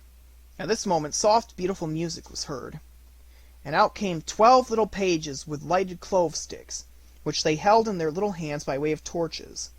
Each of their heads was a pearl, and their bodies were emeralds and rubies, and their feet were beautifully worked pure gold. After them came 4 ladies about the size of Marie's Miss Clara, but so gloriously and brilliantly attired that Miss Marie saw in a moment that they could be nothing but princesses of the blood royal. They embraced Nutcracker most tenderly, and shed tears of gladness, saying, "Oh, dearest prince, beloved brother!" Nutcracker seemed deeply affected. He wiped away his tears, which flowed thick and fast, and then he took Marie by the hand and said, with much pathos and solemnity, "This is Miss Marie Stahlbaum, the daughter of a most wealthy medical man, and the preserver of my life. Had she not thrown her slipper just in the nick of time, had she not procured me the pensioned colonel's sword, I should have been lying in my cold grave at this moment, bitten to death by the accursed king of the mice. I ask you to tell me candidly, can Princess Pirlipat, princess though she be, compare for a moment with Miss Stahlbaum here in beauty, in goodness, in virtues of every kind? My answer is emphatically no." All the ladies cried, "No!" and they fell upon Marie's neck with sobs and tears, and cried, "Ah, noble preserver of our beloved royal brother, excellent Miss Stahlbaum!" They now conducted Marie and Nutcracker into the castle, to a hall whose walls are composed of sparkling crystal. But what delighted Marie most of all was the furniture. There were the most darling little chairs, bureaus, writing tables, and so forth, standing about everywhere, all made of cedar or Brazil wood, covered with golden flowers. The princesses made Marie and Nutcracker sit down, and said that they would themselves prepare a banquet. So they went and brought quantities of little cups and dishes of the finest Japanese porcelain, and spoons, knives and forks, graters and stewpans, and other kitchen utensils of gold and silver. Then they fetched the most delightful fruits and sugar things, such as Marie had never seen the like of, and began to squeeze the fruit in the daintiest way with their little hands, and to grate the spices, and rub down the sugar almonds. In short, they had set to work so skillfully that Marie could see very well how accomplished they were in kitchen matters, and what a magnificent banquet there was going to be. Knowing her own skill in this line, she wished in her sweet heart that she might be allowed to go and help the princesses, and have a finger in all these pies herself. And the prettiest of Nutcracker's sisters, just as if she had read the wishes of Marie's heart, handed her a little gold mortar, saying, "Sweet friend, dear preserver of my brother, Would you mind just pounding a little of this sugar candy?" Now as Marie went on pounding in the mortar with good will and almost enjoyment, and the sound of it was like a lovely song, Nutcracker began to relate, with much minuteness and prolixity, all that had happened on the occasion of the terrible engagement between his forces and the army of the King of the Mice, how he had had the worst of it on account of the bad behavior of his troops, how the horrible Mouse King had all but bitten him to death, so that Marie had had to sacrifice a number of subjects who were in her service, etc., etc. During all this it seemed to Marie as if what Nutcracker was saying, and even the sound of her own mortar, kept growing more and more indistinct, and going farther and farther away. Presently she saw a silver mistiness rising up all about, like clouds, in which the princesses, the pages, Nutcracker, and she herself were floating, and a curious singing and a buzzing and humming began, which seemed to die away in the distance, and then she seemed to be going up, up, up, as if on waves constantly rising and swelling higher, and higher, and higher, and higher, and higher, and higher. Chapter 14. Conclusion. And then came a and Marie fell down from some inconceivable height. That was a crash and tumble. However, she opened her eyes, and lo and behold, there she was in her own bed. It was broad daylight, and her mother was standing at her bedside, saying, "Oh, what a sleep you have had! Breakfast has been ready for ever so long." Of course, dear audience, you see how it was. Marie, confounded and amazed by all the wonderful things she had seen, had fallen asleep at last in Marchpane Castle, and the boys, or the pages, or perhaps the princesses themselves, had carried her home and put her to bed. "Oh, mother darling!" cried Marie, "what a number of places Mr. Drosselmeyer has taken me to in the night, and what beautiful things I have seen!" And she gave very much the same faithful account of it all as I have done to you. Her mother listened, looking at her with much astonishment, and when she had finished said, "You have had a long, beautiful dream, Marie. But now you must put it all out of your head." Marie firmly maintained that she had not been dreaming at all, so her mother took her to the glass cupboard, lifted out Nutcracker from his usual position on the third shelf, and said, "You silly girl, how can you believe that this wooden figure can have life and motion?" "Ah, mother," answered Marie, "I know perfectly well that Nutcracker is young Mr. Drosselmeyer from Nürnberg, Godpapa Drosselmeyer's nephew." Her father and mother both burst out laughing into ringing laughter.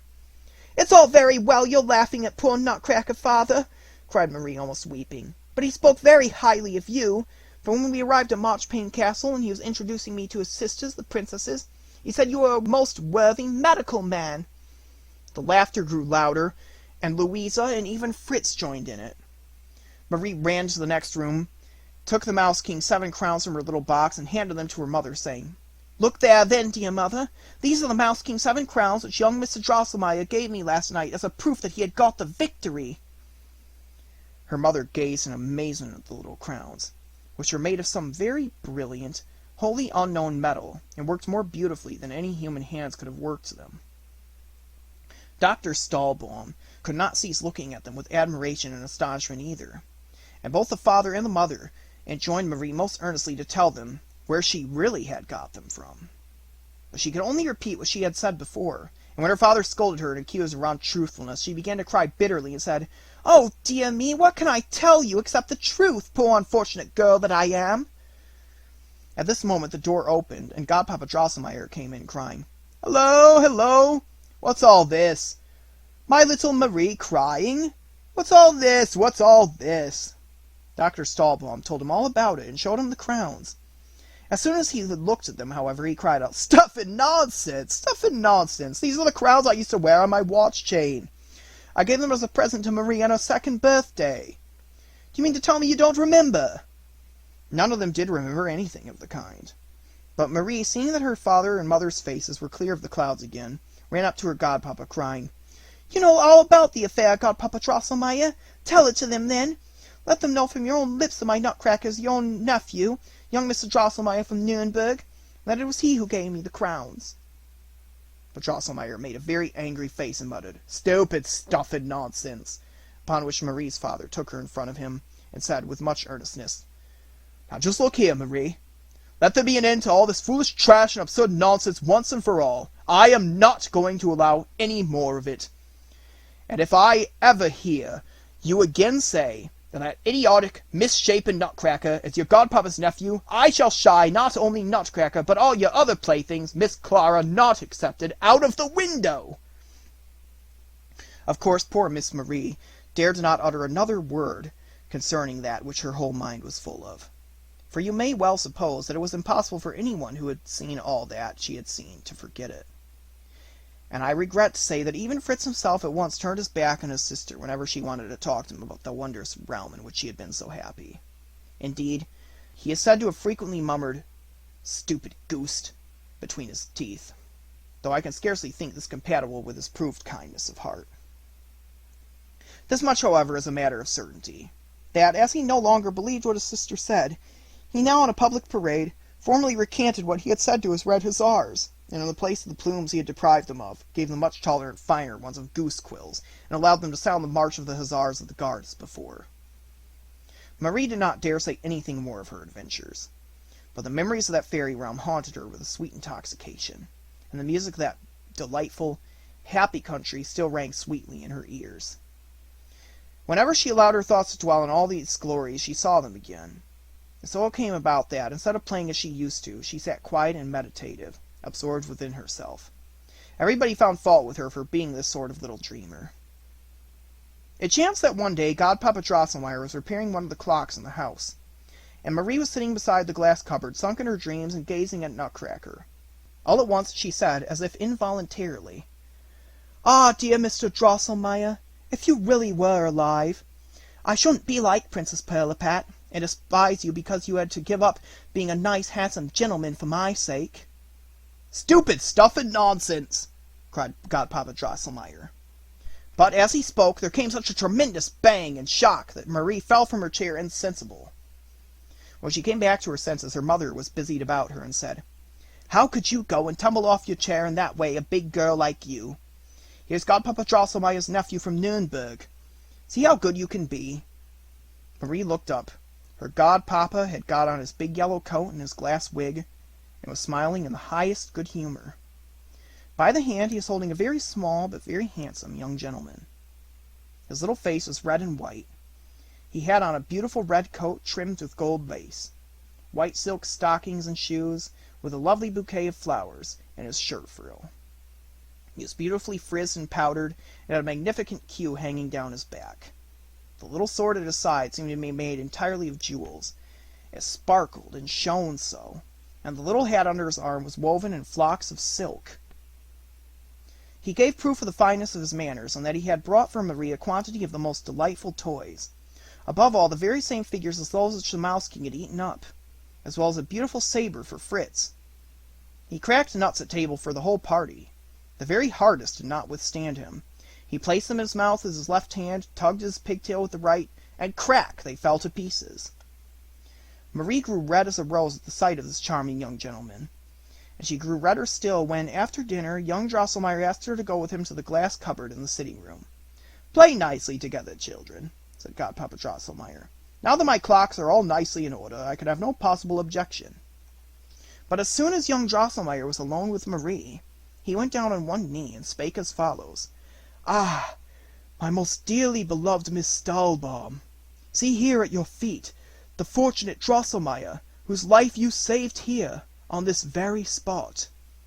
You were kind enough to say plainly and unmistakably, in so many words, that you would not have despised me as Princess Pirlipat did, if I had been turned ugly for your sake. Immediately I ceased to be a contemptible Nutcracker, and resumed my former, not altogether ill-looking person and form. Ah, most exquisite lady, bless me with your precious hand, share with me my crown and kingdom, and reign with me in Marchpane Castle, for there I now am king." Marie raised him, and said gently, "Dear Mr. Drosselmeyer, you are a kind, nice gentleman, and as you reign over a delightful country of charming, funny, pretty people, I accept your hand." So then they were formally betrothed, and when a year and a day had come and gone, they say he came and fetched her away in a golden coach drawn by silver horses. At the marriage there danced 22,000 of the most beautiful dolls and other figures, all glittering in pearls and diamonds. And Marie is to this day the queen of a realm where all kinds of sparkling Christmas woods and transparent marchpane castles, in short, the most wonderful and beautiful things of every kind, are to be seen by those who have the eyes to see them.